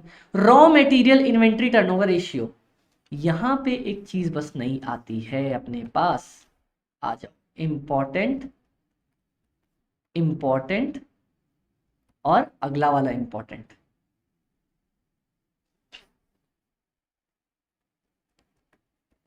ठीक है, चलो पहले उससे पहले आप लोग मेरे को यहां तक बताओ, टर्नओवर रेशियोज में क्या करते हैं हम? अमित भाई सिंपल फॉर्मूला है, ऊपर लिखेंगे सेल्स और नीचे लिखेंगे जो भी दिया हो। याद रखना सेल्स की जगह पे कभी कभी institute cost of goods sold भी लेके चलता है। ठीक है, तो अपन क्वेश्चन देखेंगे, जो बोला होगा वैसा करके आएंगे। अब सुनो, मान लो कैपिटल टर्नओवर रेशियो है, तो ऊपर सेल्स नीचे कैपिटल एम्प्लॉयड, बात खत्म। चलो इन्वेंट्री टर्नओवर रेशियो, ऊपर सेल्स या फिर सीओजीएस या फिर नीचे लिख देंगे एवरेज इन्वेंट्री, इंटू 100 नहीं है, टाइम्स में आता है ये। अच्छा, फिक्स्ड एसेट्स टर्नओवर रेशियो, ऊपर लिखेंगे sales COGS divided by fixed assets, बात खत्म। समझ में आ गया? टर्नओवर रेशियो सारे समझ में आए? बहुत ज्यादा आसान है। टर्नओवर रेशियोज या एक्टिविटी रेशियोज बताता है कि मेरे जितने भी फिक्स्ड एसेट्स हैं वो सेल्स के कितने पार्ट फॉर्म करते हैं, मतलब कितनी दफा सेल्स के वो पार्ट होते हैं। जैसे मान लो मैंने, सुनना, जैसे मैंने 6 करोड़ की सेल करी, 6 करोड़, हाँ चलो करोड़ ही लिख लेते हैं, 6 करोड़ की सेल्स करी और मेरे पास टोटल फिक्स्ड एसेट्स है मान लो 1 करोड़ रुपए के, तो मतलब मेरी जो सेल्स है ना वो मेरे एसेट्स की कितनी दफा है? 6 टाइम्स है, बात खत्म। यही हमें टर्नओवर रेशियोज बताते हैं कि यार कितनी टाइम्स है उसके, बस। समझ में आया? कोई दिक्कत? अपने को फॉर्मूले से मतलब है, फॉर्मूला बनाना सीख लिया, बनाना ही सीख लिया, लो भैया कोई दिक्कत ही नहीं आई। यहां पे 3 नए फॉर्मूलेज आएंगे अपने पास, ध्यान से सुनना, सबसे पहले देखना। एक, debtors turnover ratio, debtors turnover ratio. यहां पे पता है मैं क्या लिखूंगा? डेटर्स में, डेटर्स के केस में डेटर को मैं क्या करता हूं? डेटर को सेल नहीं करता, डेटर को मैं सिर्फ क्रेडिट सेल करता हूं। कैश सेल में डेटर थोड़ी आता है अपना, तो यहां पे मैं लिखूंगा credit sale divided by average debtor. समझ में आया? दूसरा, क्रेडिटर्स टर्नओवर रेशियो। क्रेडिटर से मैं क्या करता हूं? क्रेडिट परचेज करता हूं, तो यहां पे सिर्फ परचेज नहीं लिख के आ सकता मैं, credit purchase divided by average creditor. क्या यहां तक कोई दिक्कत आई? डेटर्स टर्नओवर और क्रेडिटर्स टर्नओवर में पूरी सेल या पूरी परचेज नहीं लिख के आएंगे, क्रेडिट सेल या क्रेडिट परचेज लिख के आएंगे। समझ में आया? साफ साफ समझ में आया? कोई दिक्कत तो नहीं आई यहां तक? ठीक है, ये तो मेरे पास नए फॉर्मूले थे जो मैंने आपको लिखवाए। और raw material RM inventory ratio, RM का मेरा inventory ratio, RM inventory ratio में एक चीज नहीं आएगी, यहां पे आएगा RM consumed by average RM, raw material. ये 3 नए फॉर्मूले हैं टर्नओवर वाले में जो डिफरेंट है टर्नओवर से। अब आप बोलोगे अमित भाई रॉ मटेरियल कंज्यूम्ड कैसे निकलता है? अरे ये तो हर बार सिंपल है ना, ओपनिंग मेरे पास कितना आरएम था, प्लस मैंने कितना परचेज कर लिया, माइनस कितना मेरे पास क्लोजिंग आरएम हो गया, ये करके मेरा निकल जाएगा आरएम कंज्यूम्ड। मेरे पास 100 किलो था, ठीक है, मैंने 1000 किलो और खरीद लिया, अभी मेरे पास 10 किलो ही बचा है, तो मैं कितना खा पी के खत्म कर गया भैया? 1090 किलो खा पी के खत्म कर गया, तो इसी को बोलते हैं आरएम कंज्यूम्ड। और यही लिख के आएंगे अपन ऊपर, RM consumed by average RM. तो 3 नए फॉर्मूले थे, कौन कौन से? एक तो डेटर्स टर्नओवर रेशियो, उसमें मैंने क्या किया, ऊपर क्रेडिट सेल्स को यूज किया, ठीक है। सेकंड मेरे पास कौन सा इंपॉर्टेंट फॉर्मूला था? सेकंड मेरे पास फॉर्मूला था क्रेडिटर्स टर्नओवर रेशियो, वहां क्या यूज किया? क्रेडिट परचेज, बहुत बढ़िया, बहुत ही बढ़िया। और लास्ट एवरेज आरएम, आरएम वाला RM inventory ratio, raw material inventory ratio, क्या यूज किया मैंने? RM consumed by average RM. Inventory turnover में क्या यूज किया था? वहां पे तो मैंने सीधा सेल्स या cost of goods sold divided by average inventory ही किया था। रॉ मटेरियल में जब भी आएगा, ध्यान से सुनना, ध्यान से सुनना, मैं लिखवा देता हूं यहां पे, गड़बड़ करके आए ना तो अमित भाई मतलब पकड़ के मारेंगे आपको। सुन लो, ध्यान से सुन लो, लिख लो, चाहो तो ड्राइंग बनाना चाहो तो बना लो।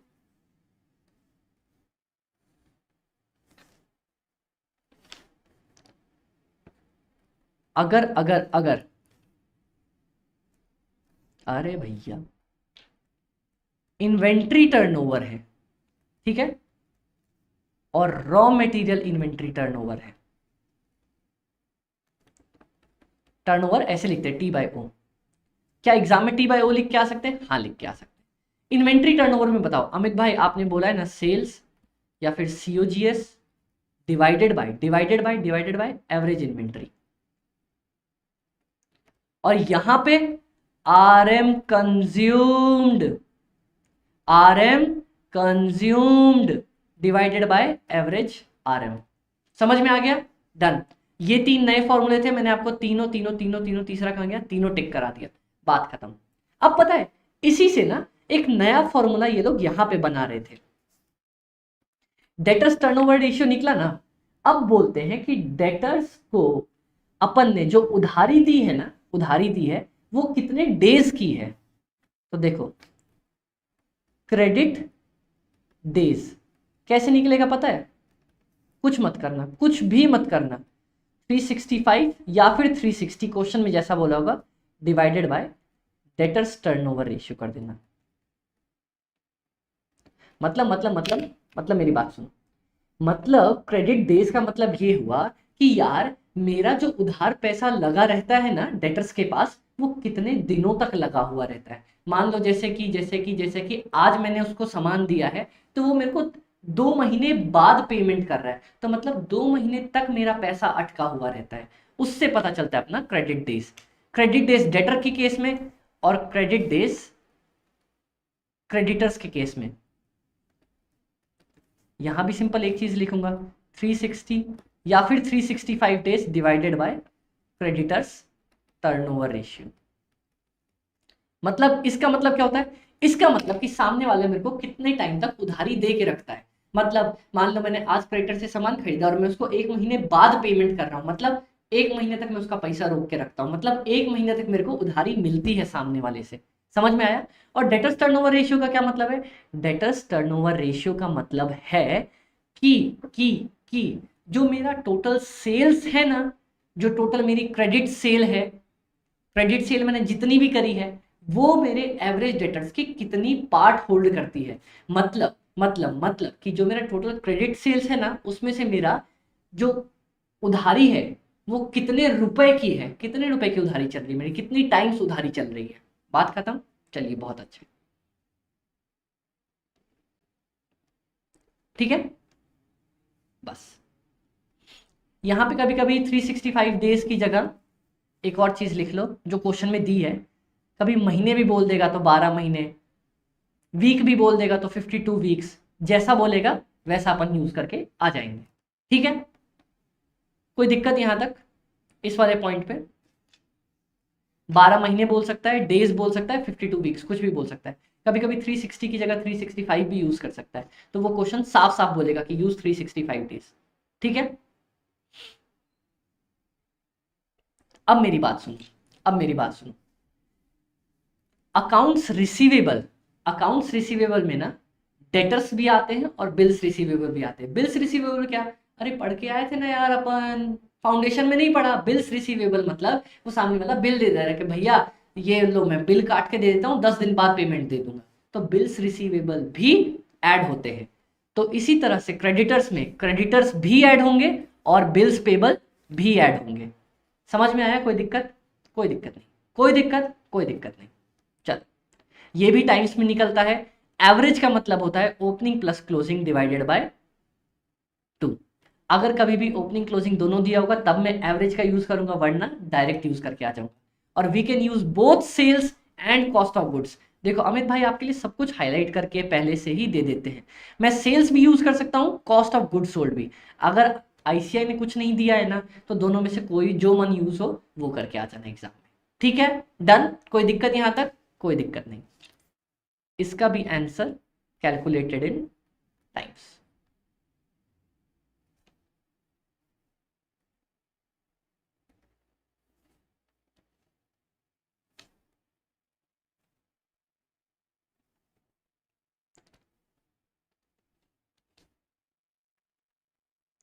इसका भी answer is calculated in times. Done. Turnover ratio समझ में आ गया बहुत प्यारे तरीके से। टर्नओवर मतलब ऊपर सेल्स या कॉस्ट ऑफ गुड्स सोल्ड लिखूंगा और नीचे जो भी नाम दिया हो, अगर इन्वेंट्री दिया है तो इन्वेंट्री लिख दूंगा, कैपिटल दिया तो कैपिटल दे दूंगा, एसेट्स दिया तो एसेट्स दे दूंगा, बात खत्म कर दूंगा, बात खत्म। Done guys. चलो बहुत ज्यादा अच्छे। तीन नए कौन कौन से थे इसमें? डेटर्स वाला टर्नओवर रेशियो, क्रेडिटर्स वाला टर्नओवर रेशियो और आरएम इन्वेंट्री वाला रेशियो। डन।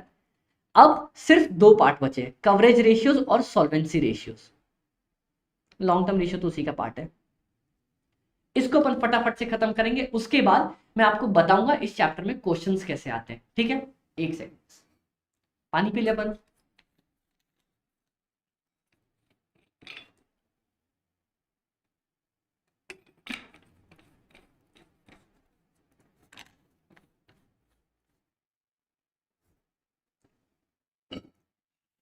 चलिए बहुत ज्यादा अच्छे।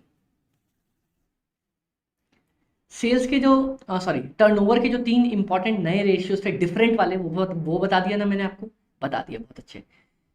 डेटर्स में एवरेज अकाउंट्स रिसीवेबल में डेटर्स भी आते हैं, बिल्स रिसीवेबल भी आते हैं। ध्यान से सुना।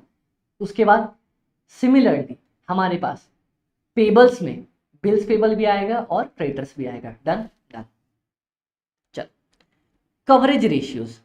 कवरेज रेशियोज ना मतलब कवरेज रेशियोज बोलता है it simply asks us how much are we covered for the payments. Coverage ratio का मतलब होता है, नाम में ही मतलब छुपा है, मतलब मैंने सामने वाले को कितना कवर कर रखा है। अरे अमित भाई कवरेज का मतलब कवर कर रखा मतलब नहीं समझ में आया, मेरी बात सुन।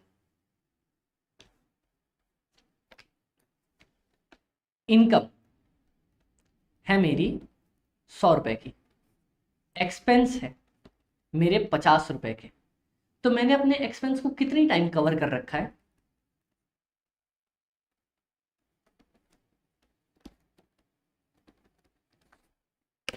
मतलब जो मेरे खर्चे हैं ना, मेरी इनकम उससे 2 गुना है। तो अगर मेरे खर्चे 2 बार भी बढ़ जाए तब भी मेरे को टेंशन नहीं है, क्योंकि मेरे पास उतनी इनकम है उसको कवर करने के लिए। कवर करने के लिए मतलब कि यार जो मेरा खर्चा है ना, मेरी इनकम उसको कितना टाइम्स पकड़ के बैठी है, कितनी टाइम्स उससे बड़ी है। इनकम बड़ी होगी खर्चे से तभी तो अपन फायदे में रहेंगे, वरना तो नुकसान में डूब जाएंगे ना, है ना। यहाँ पे अब आप यहाँ पे एग्जाम्पल ले लो। यहाँ पे मेरी इनकम होती 50 रुपीज, एक्सपेंस होते 100 रुपीज, तो मैं कितना कवर करके चल रहा होता? 100 / 50 कितना बताओ? सॉरी यहाँ पे मैंने उल्टा कर दिया था। ओह बोला सही लिख गलत दिया। ये देखो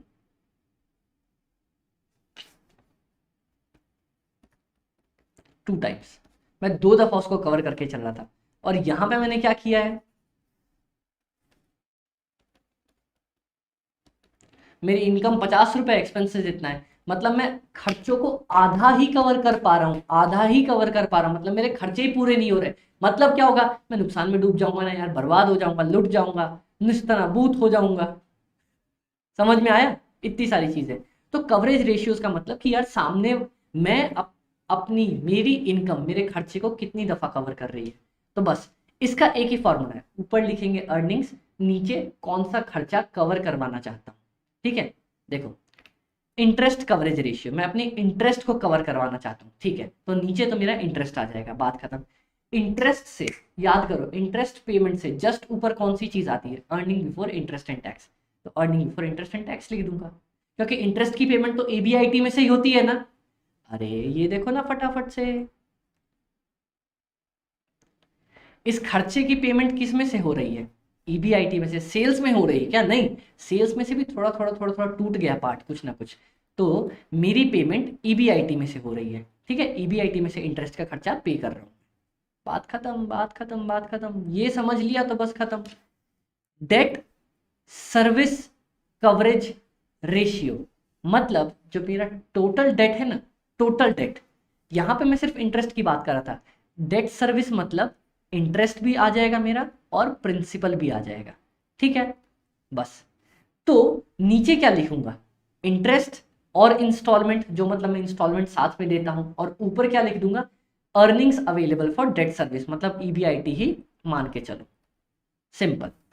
प्रेफरेंस डिविडेंड कवरेज रेशियो, नीचे लिखूंगा प्रेफरेंस डिविडेंड, उसको देता हूं किस में से, होंगे जल्दी बताओ किस में से देता हूं, अर्निंग आफ्टर टैक्स में से। अर्निंग आफ्टर टैक्स में से प्रेफरेंस डिविडेंड वाले को पेमेंट होती ना। इक्विटी डिविडेंड कवरेज रेशियो, जल्दी बता दो, नीचे तो मैं लिखूंगा इक्विटी डिविडेंड, ऊपर किस में से दे रहा हूं, किस में से दे रहा हूं, किस में से दे रहा हूं, earnings available to equity share holder. Earnings after tax minus preference dividend, यही आता है, earnings available to equity share holder. बात खत्म। जैसे अपन ने यहां पे पढ़ा था, क्या पढ़ा था अपन ने, किधर गया किधर गया, रिटर्न वाला पार्ट पढ़ा था ना, कि क्या मिला बाय क्या लगाया। फिर से सुनो, क्या मिला बाय क्या लगाया, ठीक है। सेम चीज यहां पे हम पढ़ते हैं, कवरेज रेशियो, मैं क्या कवर करवाना चाह रहा हूं उसको नीचे लिख दूंगा, और ऊपर लिख दूंगा उससे रिलेटेड अर्निंग्स कौन सी हैं। तो आप लोग मेरे को फटाफट बताओ, फटाफट बताओ। मैं 3 चीज लिखता हूं यहां पे, interest, preference dividend, equity dividend. Coverage ratio की बात कर रहा हूं मैं, लो, coverage ratio, coverage ratio, coverage ratio, ठीक है। नीचे तो लिखता हूं कि मैं क्या कवर करवाना चाह रहा हूं, क्या कवर करवाना चाह रहा हूं मैं नीचे, जल्दी बताओ, इंटरेस्ट की पेमेंट। यहां क्या कवर करवाना चाह रहा हूं, प्रेफरेंस का डिविडेंड। यहां क्या कवर करवाना चाह रहा हूं, इक्विटी डिविडेंड। ऊपर क्या लिखूंगा, उससे रिलेटेड अर्निंग्स, इंटरेस्ट से रिलेटेड अर्निंग्स कौन सी होती है, इससे जस्ट ऊपर ईबीआईटी। प्रेफरेंस डिविडेंड किस में से मिलता है, अर्निंग आफ्टर टैक्स में से। इक्विटी डिविडेंड किस में से मिलता है, earning available to equity share holders. इसीलिए मैंने आपको सबसे पहले प्रॉफिट एंड लॉस स्टेटमेंट ही पढ़ाया था, क्योंकि उसी एक से टूटते टूटते टूटते टूटते टूटते सब कुछ बनता चला जाएगा। समझ में आया, समझ में आया हमारे पास कवरेज रेशियोज कैसे बना, ठीक है। अब कवरेज रेशियोज में ये देखो, ये तो आसानी से हो गया, ये आसानी से हो गया, ये आसानी से हो गया। Debt service coverage ratio, debt service coverage ratio मतलब पता है क्या, इंटरेस्ट प्लस इंस्टॉलमेंट, और कुछ नहीं, इंटरेस्ट प्लस प्रिंसिपल की इंस्टॉलमेंट। तो यहां पे सेम चीज लिखेंगे, प्लस इंस्टॉलमेंट डाल देंगे, बात खत्म। अब लास्ट मेरे पास बच रहा है fixed charges coverage ratio. Fixed charges coverage ना, मतलब मैं फिक्स्ड क्या क्या पेमेंट कर रहा हूं, वही सेम चीज, इंस्टॉलमेंट पे कर रहा हूं जो रीपेमेंट ऑफ लोन कर रहा हूं, plus plus plus interest, interest और रीपेमेंट ऑफ द लोन, और उसको देने के लिए मेरे पास क्या है, ईबीआईटी तो है ही, प्लस यहाँ पे डेप्रीशिएशन वाला पार्ट जोड़ दिया, क्योंकि डेप्रीशिएशन मेरा नॉन कैश एक्सपेंडिचर है, इसीलिए यहाँ पे डेप्रीशिएशन को भाई साहब ने जोड़ता चला, बस बात खत्म। ये देखो, interest plus repayment of loan, EBIT plus depreciation, बात खत्म। फिक्स्ड चार्जेस वाले के लिए, मतलब जो मैं फिक्स्ड चार्जेस दे रहा हूं ना, उसको मैं कैसे कवर कर रहा हूं, क्योंकि मेरा डेप्रीशिएशन नॉन कैश एक्सपेंडिचर है ना, इसीलिए सिर्फ यहां पे मैंने डेप्रीशिएशन को जोड़ा है। आज तक मैं डेप्रीशिएशन कहीं जोड़ के आया क्या, कहीं भी नहीं जोड़ के आया, यहां पे जोड़ूंगा, जोड़ दिया, बात खत्म। Divided by interest plus repayment of the loan, बात खत्म। कवरेज रेशियो सारे खत्म अपने। अब मेरे को फटाफट से एक बार बता दो, कवरेज रेशियोज का मतलब क्या होता है, क्या किसको कवर कर रहा है, ठीक है, समझ में आ गया, क्या किसको कवर कर रहा है। कैसे निकालते हैं, ऊपर लिखेंगे, पहले नीचे लिखेंगे मैं क्या कवर करवाना चाहता हूं, ऊपर क्या लिखूंगा, उससे रिलेटेड मेरी अर्निंग्स, बात खत्म। इसमें सिर्फ एक इंपॉर्टेंट था मेरे पास, कौन सा, फिक्स्ड चार्जेस कवरेज रेशियो, क्योंकि यहां पे मेरे पास डेप्रीशिएशन नया जुड़ गया था। Done, done. अब आते हैं सॉल्वेंसी रेशियोज। सॉल्वेंसी रेशियोज मतलब कि मैं अपने पैसे, जो रिक्वायरमेंट है ना पे करने के लिए, मान लो अगर मेरे को किसी को पैसे देने हैं, तो क्या मैं दे सकता हूं, क्या शॉर्ट टर्म सॉल्वेंसी आती है, लॉन्ग टर्म सॉल्वेंसी आती है, ठीक है, कोई दिक्कत यहां तक नहीं। शॉर्ट टर्म सॉल्वेंसी तो बहुत ही ज्यादा आसान है, बहुत ज्यादा आसान है, 2 ही 3 फॉर्मूले हैं। लॉन्ग टर्म में और भी ज्यादा आसान है, जैसा बोलेगा वैसे का वैसे लिख के आएंगे, ठीक है। फटाफट से दिखाएं क्या? Short term solvency, ability of the business to pay short term liabilities. अरे जो एक साल के अंदर अंदर मेरे को लाइबिलिटीज पे करनी है ना, वो मैं दे सकता हूँ या नहीं दे सकता हूँ। फटाफट से प्यारे से फॉर्मूलेज इसके। करंट रेशियो, करंट रेशियो मतलब current assets divided by current liabilities. Important पता है इसमें क्या है? इंपॉर्टेंट है ये करंट एसेट्स की डिफिनीशन। इन्वेंट्री आएगी, डेटर्स आएंगे, कैश और बैंक आएगा, बिल्स रिसीवेबल आएगा, loans and advances, short term वाले लोन्स एंड एडवांसेस आएंगे, डिपोजेबल इन्वेस्टमेंट, शॉर्ट टर्म इन्वेस्टमेंट्स और एनी अदर करंट एसेट्स। देखो मैं यहां पे आपको साफ साफ बता देता हूं, करंट एसेट्स में जो एक साल के अंदर अंदर अपने को जो रिसीव हो जाते हैं ना, उसको करंट एसेट्स बोलते हैं। जल्दी से बताओ। इन्वेंट्री आएगी क्योंकि मैं एक साल के अंदर अंदर बेचना चाहता हूं उसको। डेटर्स आएंगे, एक साल के अंदर अंदर मिल जाते मेरे को। बिल्स रिसीवेबल आएगा ही आएगा, कैश आएगा ही आएगा, बैंक आएगा ही आएगा, शॉर्ट टर्म लोन आ जाएगा। अगर शॉर्ट टर्म लिखा है तो शॉर्ट टर्म लोन आ जाएगा, बात खत्म। शॉर्ट टर्म इन्वेस्टमेंट आ जाएगी, बात खत्म। ये मेरे करंट एसेट्स में आ जाएंगे। सेम चीज उल्टा लेके चलो करंट लाइबिलिटीज के लिए। कौन कौन सी चीज आएगी? क्रेडिटर्स आएंगे, शॉर्ट टर्म लोन जो मैंने ले रखा है, यहां तो जो मैंने दे रखा था, यहां जो मैंने ले रखा है, बैंक ओवरड्राफ्ट आएगा, कैश क्रेडिट भी मतलब जो उधार पे कभी कभी मैं उठा लेता हूं बैंक से, outstanding expenses, provision for taxation, proposed dividend, unclaimed dividend और एनी अदर करंट लाइबिलिटीज, ये सारे हमारे करंट लाइबिलिटीज के पार्ट फॉर्म हो जाएंगे, बात खत्म। सिर्फ इतना इंपॉर्टेंट याद रखना है। क्विक रेशियो में पता है क्या है? क्विक रेशियो में करंट एसेट्स ही आएंगे, लेकिन इन्वेंट्री नहीं आएगा, प्रीपेड एक्सपेंस नहीं आएगा, बात खत्म है अमित भाई। बस इतनी सी चीज देखो, करंट एसेट्स अपन ने ऊपर पढ़ा, सब कुछ आ गया। उसमें दो चीज मत लेना। कौन कौन से मत लेना? एक तो इन्वेंट्री मत लेना, एक प्रीपेड एक्सपेंस मत लेके चलना, कोई दिक्कत नहीं। Divided by same current liabilities. Cash ratio उसी को और तोड़ देता है। यहां पे सिर्फ और सिर्फ कैश से मतलब है, cash plus marketable securities divided by current liabilities, simple. Cash देखो कैसे अपन ने तोड़ा। ऊपर मैंने सबसे पहले करंट एसेट्स में सब कुछ लिया, करंट एसेट्स में सारे करंट एसेट्स लिए, करंट रेशियो निकालने के लिए सारे करंट एसेट्स, सारी करंट लाइबिलिटीज। उसके बाद मैंने क्या किया? उसके बाद मैंने निकाला क्विक रेशियो। क्विक रेशियो में करंट लाइबिलिटीज वही थी, करंट एसेट्स में इन्वेंट्री नहीं लिया, इन्वेंट्री को नहीं लिया और प्रीपेड एक्सपेंस को नहीं लिया, माइनस कर दिया, ठीक है। अब उसके बाद में आया कैश रेशियो में। कैश रेशियो में सिर्फ मैंने दो चीज ली, तीन चीज, कैश लिया, बैंक लिया, मार्केटेबल सिक्योरिटीज, वो लिखा होगा क्वेश्चन में, मार्केटेबल सिक्योरिटीज या करंट इन्वेस्टमेंट, जिसको मैं तुरंत बेच सकता हूं, मतलब आज अगर बेचना चाहूं ना, आज की आज बेच सकता हूं। तो करंट रेशियो मेरा थोड़ा सा कम लिक्विड होगा, क्विक रेशियो और जल्दी लिक्विड पैसे मिल जाएंगे, कैश रेशियो में और जल्दी पैसे मिल जाएंगे।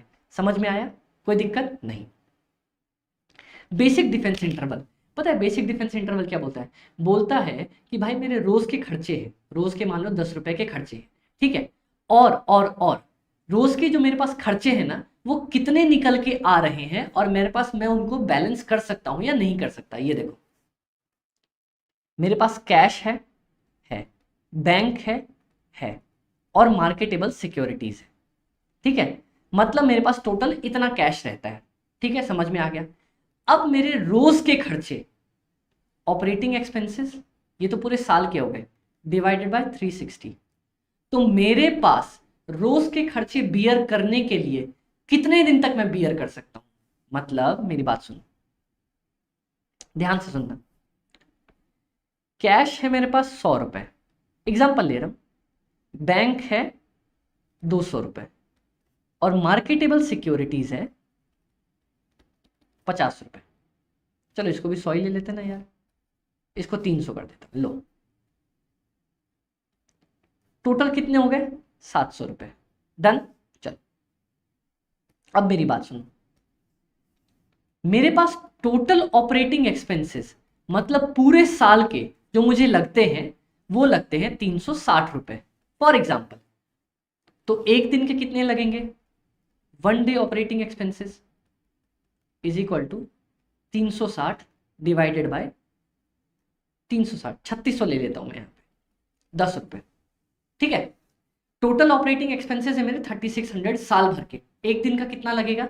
एक दिन के डिवाइडेड बाय 360 10 रुपए लगते हैं। तो मैं कितने दिनों तक इसी कैश और बैलेंस के थ्रू जिंदा रह सकता हूं। 700 रुपए है मेरे पास, मुझे रोज के 10 रुपए चाहिए, मैं 70 दिन तक जिंदा रह सकता। इसको बोलते हैं basic defence interval. Basic defence interval मतलब मेरे पास जो पैसा है उससे मैं कितने दिनों तक रोज का खर्चा निकाल सकता हूं, इसको बोलते हैं बेसिक डिफेंस इंटरवल। समझ में आया? ये देखो, cash, bank, net receivables. Net receivables मतलब जो मेरे पास डेटर्स होते हैं। Marketable securities. नेट रिसीवेबल्स मतलब कि हमारे पास जितने भी डेटर्स है ना, उसको नेट कर दो, वो आ जाएगा हमारे पास। इसके बेसिस पे मैं कितने दिन तक जिंदा रह सकता हूं। तो लिख लो यहाँ पे current assets minus prepaid expense और इन्वेंट्री। वही सेम चीज कि करंट एसेट्स लेंगे लेकिन प्रीपेड एक्सपेंसेस और इन्वेंट्रीज नहीं लेंगे, बात खत्म। डिवाइडेड बाय डेली के ऑपरेटिंग एक्सपेंसेस मेरे आ गए, बात खत्म।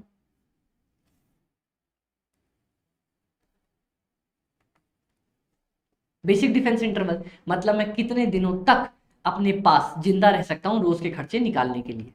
ठीक है।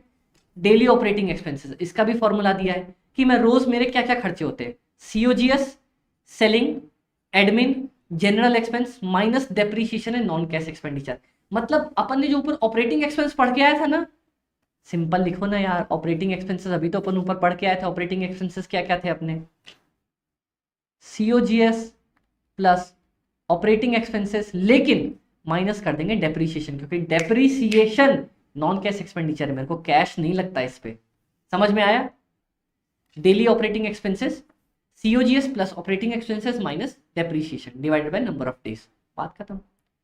अब net working capital. Net working capital किसको बोलते हैं? Current assets minus current liabilities excluding short term bank borrowings. मतलब इसको नहीं लेंगे सिर्फ। तो अपने पास दो चीज आई, एक तो आता है वर्किंग कैपिटल। वर्किंग कैपिटल होता है current assets minus current liabilities. Net working capital होता है current assets minus current liabilities, लेकिन बैंक बोरोइंग को इंक्लूड नहीं करेंगे। तो इसका फॉर्मूला हो जाएगा, मैं इसका फॉर्मूला लिख दूं, current assets minus current liabilities, current liabilities में से माइनस कर दो बैंक बोरोइंग।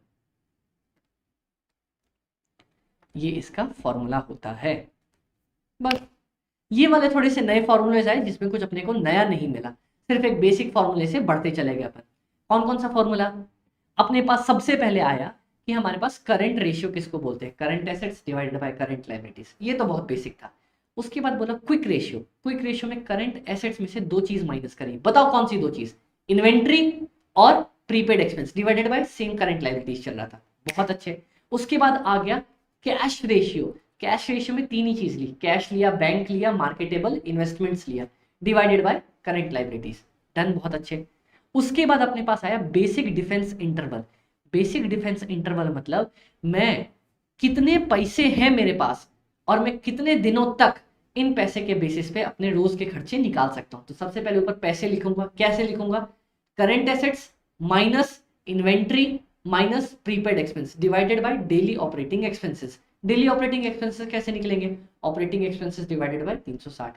और ऑपरेटिंग एक्सपेंसेस क्या होता है? ऊपर पढ़ के आया था, COGS plus admin plus selling plus distribution minus depreciation, क्योंकि ये कैश में डील करता है। डन क्या गाइस? डन। और नेट वर्किंग कैपिटल का निकाल ही लिया, current assets minus current liabilities minus bank borrowings, बात खत्म। अब मेरे पास सिर्फ एक ही चीज बच रहा है, लॉन्ग टर्म रेशियोज। की लॉन्ग टर्म रेशियोज कैसे निकलते हैं? यहां तक अपने को सब कुछ समझ में आया क्या, या कोई दिक्कत हुई? अपन ने एक एक चीज डिटेल में पढ़ी, कोई पॉइंट मिस नहीं किया, सबको तोड़ तोड़ के समझाया है।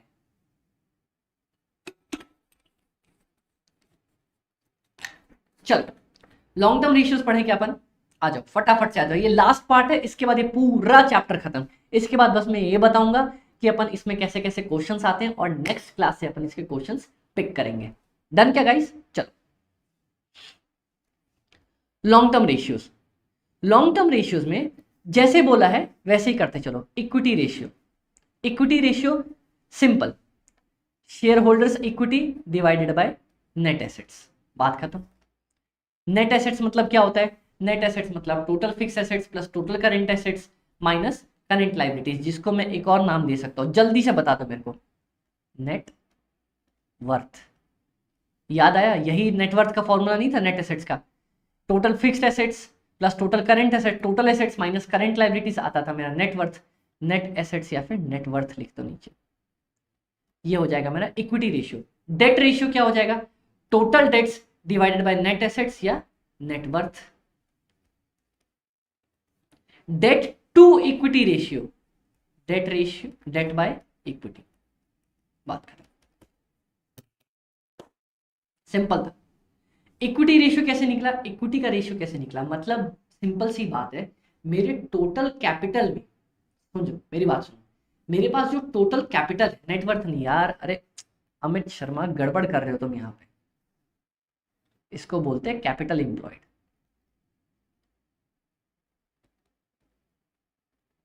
मैं ही लिखा था, मैं ही गड़बड़ कर गया।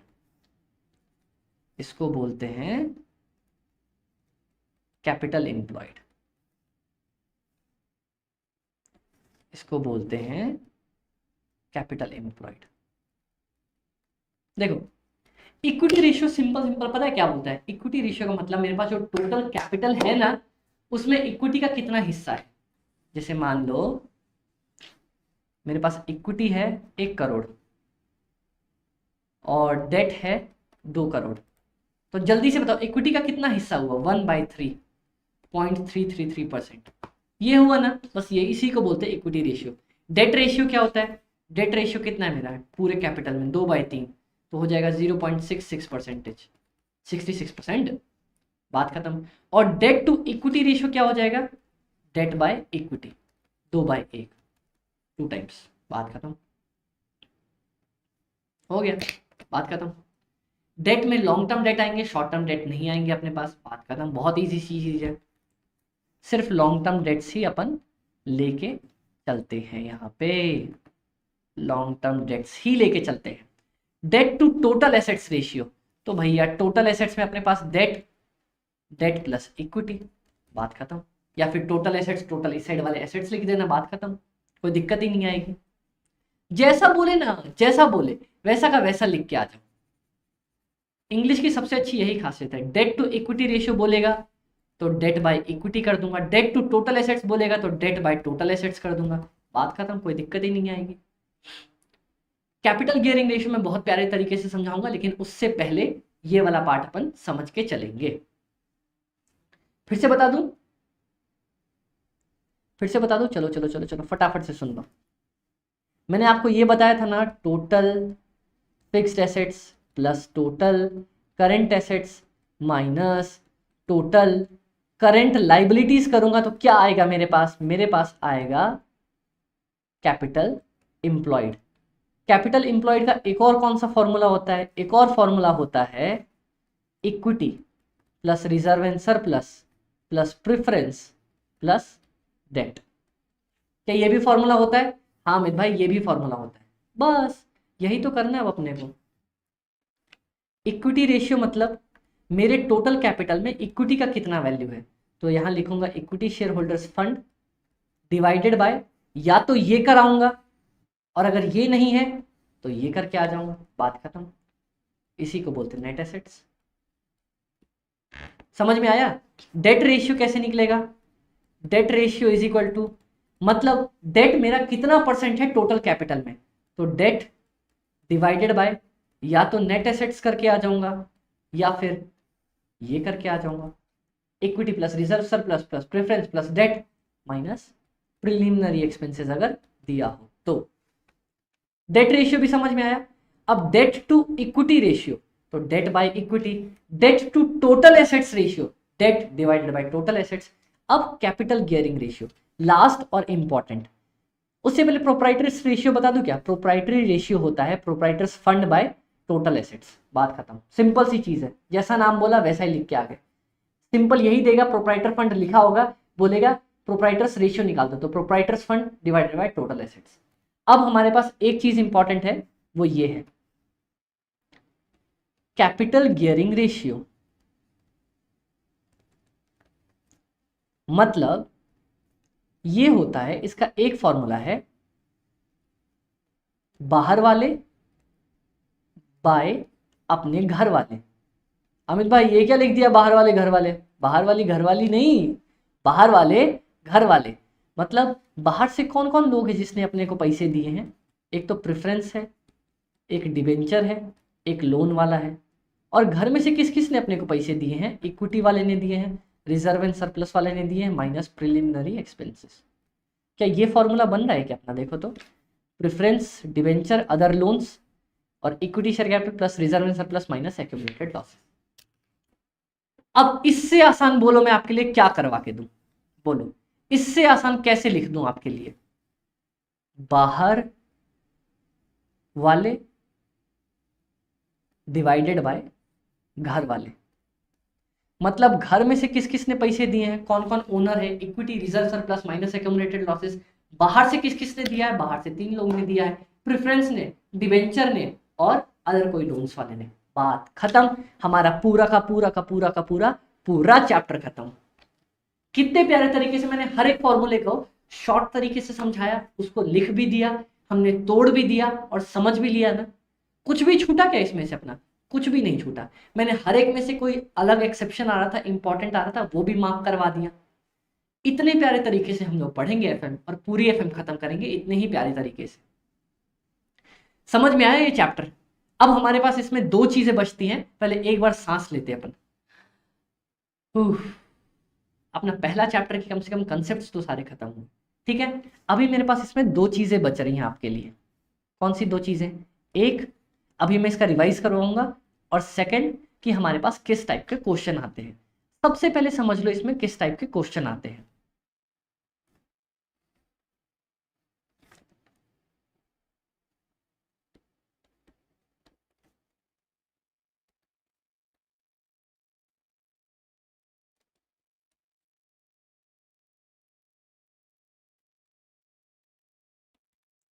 सबसे पहले पता है क्या होगा? अपने पास डेटा दिया होगा, बोलेगा रेशियोज निकाल दो। ये सबसे आसान होता है रेशियोज कैलकुलेट करना। दूसरा, जो दोनों थोड़ी कॉम्प्लेक्स चीजें होती है, वो बोलता है कुछ रेशियोज दे देगा, 4-5 रेशियो दे देगा और थोड़ा सा डाटा दे देगा, 1 या 2, और बोलेगा उससे प्रॉफिट एंड लॉस बना के दिखाओ, बैलेंस शीट बना के दिखाओ। तो अपने को हर एक रेशियो को तोड़ के, जैसे मान लो अपने पास जीपी रेशियो दिया हुआ है, ठीक है, 20%, और मेरे को सेल्स दे दी मान लो 10 लाख। अब क्या मैं इससे जीपी फाइंड कर सकता हूं क्या? आसानी से फाइंड कर सकता हूं। कैसे? GP by sales into 100% is equal to 20% दिया हुआ है क्या मेरे पास? हाँ दिया हुआ है। GP divided by 10 lakh into 20/100 कर सकता हूं क्या? हाँ कर सकता हूं।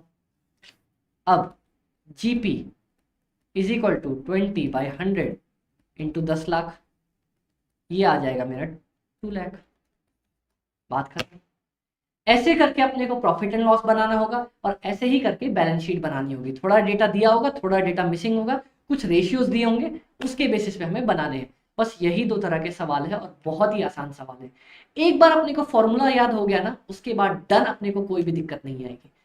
अब अपने पास एक ही काम बचा है, रिवाइज करवाने का।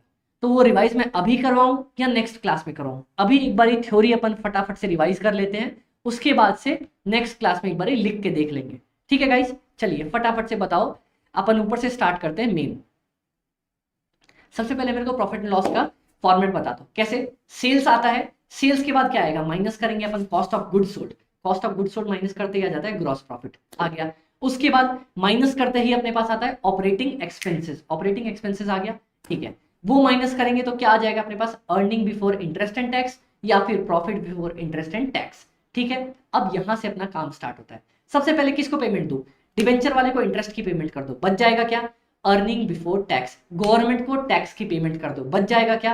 Earning after tax. फिर प्रेफरेंस डिविडेंड वाले को पेमेंट करके भगा दो, क्या बच जाएगा? Earnings available to equity share holders. उसमें से क्या करो? उसमें से जल्दी से इक्विटी डिविडेंड दे दो और बच जाएगा अपने पास रिटेन्ड अर्निंग्स। डन, समझ में आ गया? उसके बाद फॉर्मूले से स्टार्ट करते हैं फटाफट से। मैंने सबसे पहला फॉर्मूला आपको बताया ना, प्रॉफिट वाला, जिसमें से एक ही फॉर्मूला अपने पास तरीका था। क्या? ऊपर लिख दो जो इनकम दी है, जो एक्सपेंस दिया है, जैसे जीपी दिया है तो ऊपर जीपी लिख दो, डिवाइडेड बाय सेल्स इनटू 100, ये परसेंटेज में निकलता है। डन, ठीक है। उसके बाद मैंने बताया रिटर्न वाला फॉर्मूला। रिटर्न वाला फॉर्मूला पता है कैसे निकलता है? क्या मिला डिवाइडेड बाय क्या लगाया था, ठीक है? क्या मिला डिवाइडेड बाय क्या लगाया था, समझ में आ गया? जो भी नीचे दिया हो, कैपिटल इंप्लॉयड दिया हो या फिर उसके बाद अगर मान लो अपने पास इक्विटी दिया हो, उनको क्या मिलता है, किस में से मिलता है? Earning available to equity share holders में से मिलता है इक्विटी वालों को, नीचे लिख देंगे इक्विटी शेयर कैपिटल, बात खत्म, डन। रिटर्न वाले रेशियोज खत्म करने के बाद अपन ने कौन से पढ़े? रिटर्न वाले रेशियोज अपन ने खत्म करने के बाद उसके बाद पढ़ा सिंपल वाला ईपीएस, डीपीएस और डिविडेंड यील्ड वाला। अच्छा बताओ ईपीएस क्या होता है? Earnings divided by total number of equity share holders. DPS total dividend by total number of equity share holders. Dividend pay out ratio DPS by EPS. Dividend yield ratio DPS by MPS, done. चल उसके बाद profitability ratio, PE ratio पढ़ लिया अपन ने, earnings yield ratio पढ़ लिया। अच्छा book value को जल्दी से मेरे को बताता हूँ, बुक वैल्यू पर शेयर क्या होता है? नेटवर्थ, नेटवर्थ निकालते हैं ना अपन, divided by total number of equity shares. Activity ratios, activity ratios अपन टर्नओवर रेशियोज भी बोलते हैं। इसमें क्या पढ़ा था? ऊपर लिख देना सेल्स या कॉस्ट ऑफ गुड्स सोल्ड, नीचे जो अपने को नाम दिया होगा, जैसे फिक्स्ड एसेट्स दिया होगा तो फिक्स्ड एसेट्स, इन्वेंट्री दिया होगा तो इन्वेंट्री। रॉ मटेरियल वाले में क्या करेंगे? Raw material consumed, raw material consumed by average raw material, done. समझ में आ गया, बहुत अच्छे। इसके बाद कवरेज रेशियो, कवरेज रेशियो में ऊपर लिखूंगा इनकम और नीचे लिखूंगा क्या कवर करवाना चाहता हूं। जैसे अगर मान लो मैं इंटरेस्ट को कवर करवाना चाहता हूं तो इंटरेस्ट के लिए क्या पेमेंट है? Earning before interest and tax divided by interest, बात खत्म। कवरेज रेशियो के बाद अपन ने सॉल्वेंसी रेशियोज पढ़ा, जिसमें से करंट पढ़ा सबसे पहले, current ratio, current assets by current liabilities. Quick ratio पढ़ा, करंट एसेट्स में से दो चीज माइनस करी, प्रीपेड एक्सपेंसेस और इन्वेंट्री, ठीक है। उसके बाद अपन ने नीचे क्या पढ़ा? कैश रेशियो, कैश रेशियो एकदम तेज था। कैश रेशियो में अपन ने क्या पढ़ा? Cash, bank, marketable securities divided by current liabilities, बात खत्म। चलो लॉन्ग टर्म में अपन ने क्या पढ़ा? इक्विटी रेशियो पढ़ा, share holders equity divided by net assets पढ़ा था, नेट एसेट्स या capital employed. Debt ratio, debt by net assets, बात खत्म। कैपिटल गियरिंग रेशियो सबसे इंपॉर्टेंट था, जो था बाहर वाले बाय घर वाले। बाहर वाले कौन कौन है? बाहर वाले कौन कौन है? प्रेफरेंस है, डिवेंचर है और अदर कोई लोन्स है। और घर वाले कौन है? Equity share holders, reserve and surplus और माइनस प्रिलिमिनरी एक्सपेंसेस या लॉसेस अगर बैलेंस शीट में दिया हो, डन। कितने प्यारे तरीके से अपने पहले वाले चैप्टर के सारे रेशियोज खत्म कर लिए। और मेरे हिसाब से आपको कुछ तो याद भी हो गए होंगे। जैसे ही आप कंसेप्ट से पकड़ोगे ना, जो मैंने एक फॉर्मूला दिया पूरी कंसेप्ट के लिए, आपको इतने फॉर्मूले लगेंगे ही नहीं, आप फटाफट से तुरंत याद करके तैयार करके खत्म कर लोगे। ओके गाइस, कोई टेंशन नहीं, समझ में आया ना? अब अपन नेक्स्ट क्लास में इसके क्वेश्चंस करेंगे, और इस क्लास में अगर कोई भी दिक्कत आई हो या तेज लगा हो या कुछ भी हो तो आप बोलना, आपके अमित भाई नेक्स्ट क्लास में उसको उस हिसाब से एडजस्ट करके चलेंगे। क्योंकि अपना मेन मोटो तो यही है ना कि यार आपको समझ में आना चाहिए, अपने को तो समझ में आई गई ये चीजें, ठीक है गाइस। चलो तो हमारी आज की क्लास हम यहीं पे एंड कर रहे हैं। आई होप आप लोगों को बहुत मजा आया होगा, बहुत बहुत बहुत ज्यादा मजा आया होगा। रिवाइज करना ताकि कल हम क्लास में अच्छे से क्वेश्चन स्टार्ट कर सके। और हमारी क्लास का मेन मोटो याद रखना कि अपना एक ही टारगेट है, एग्जाम खुशी से देके आना है। क्योंकि अगर एग्जाम खुशी से देके आएंगे तो मार्क्स झक मार के पीछे आएंगे। ओके गाइस, चलो ऑल द बेस्ट, अच्छे से पढ़ाई करना, bye bye, take care, bye bye.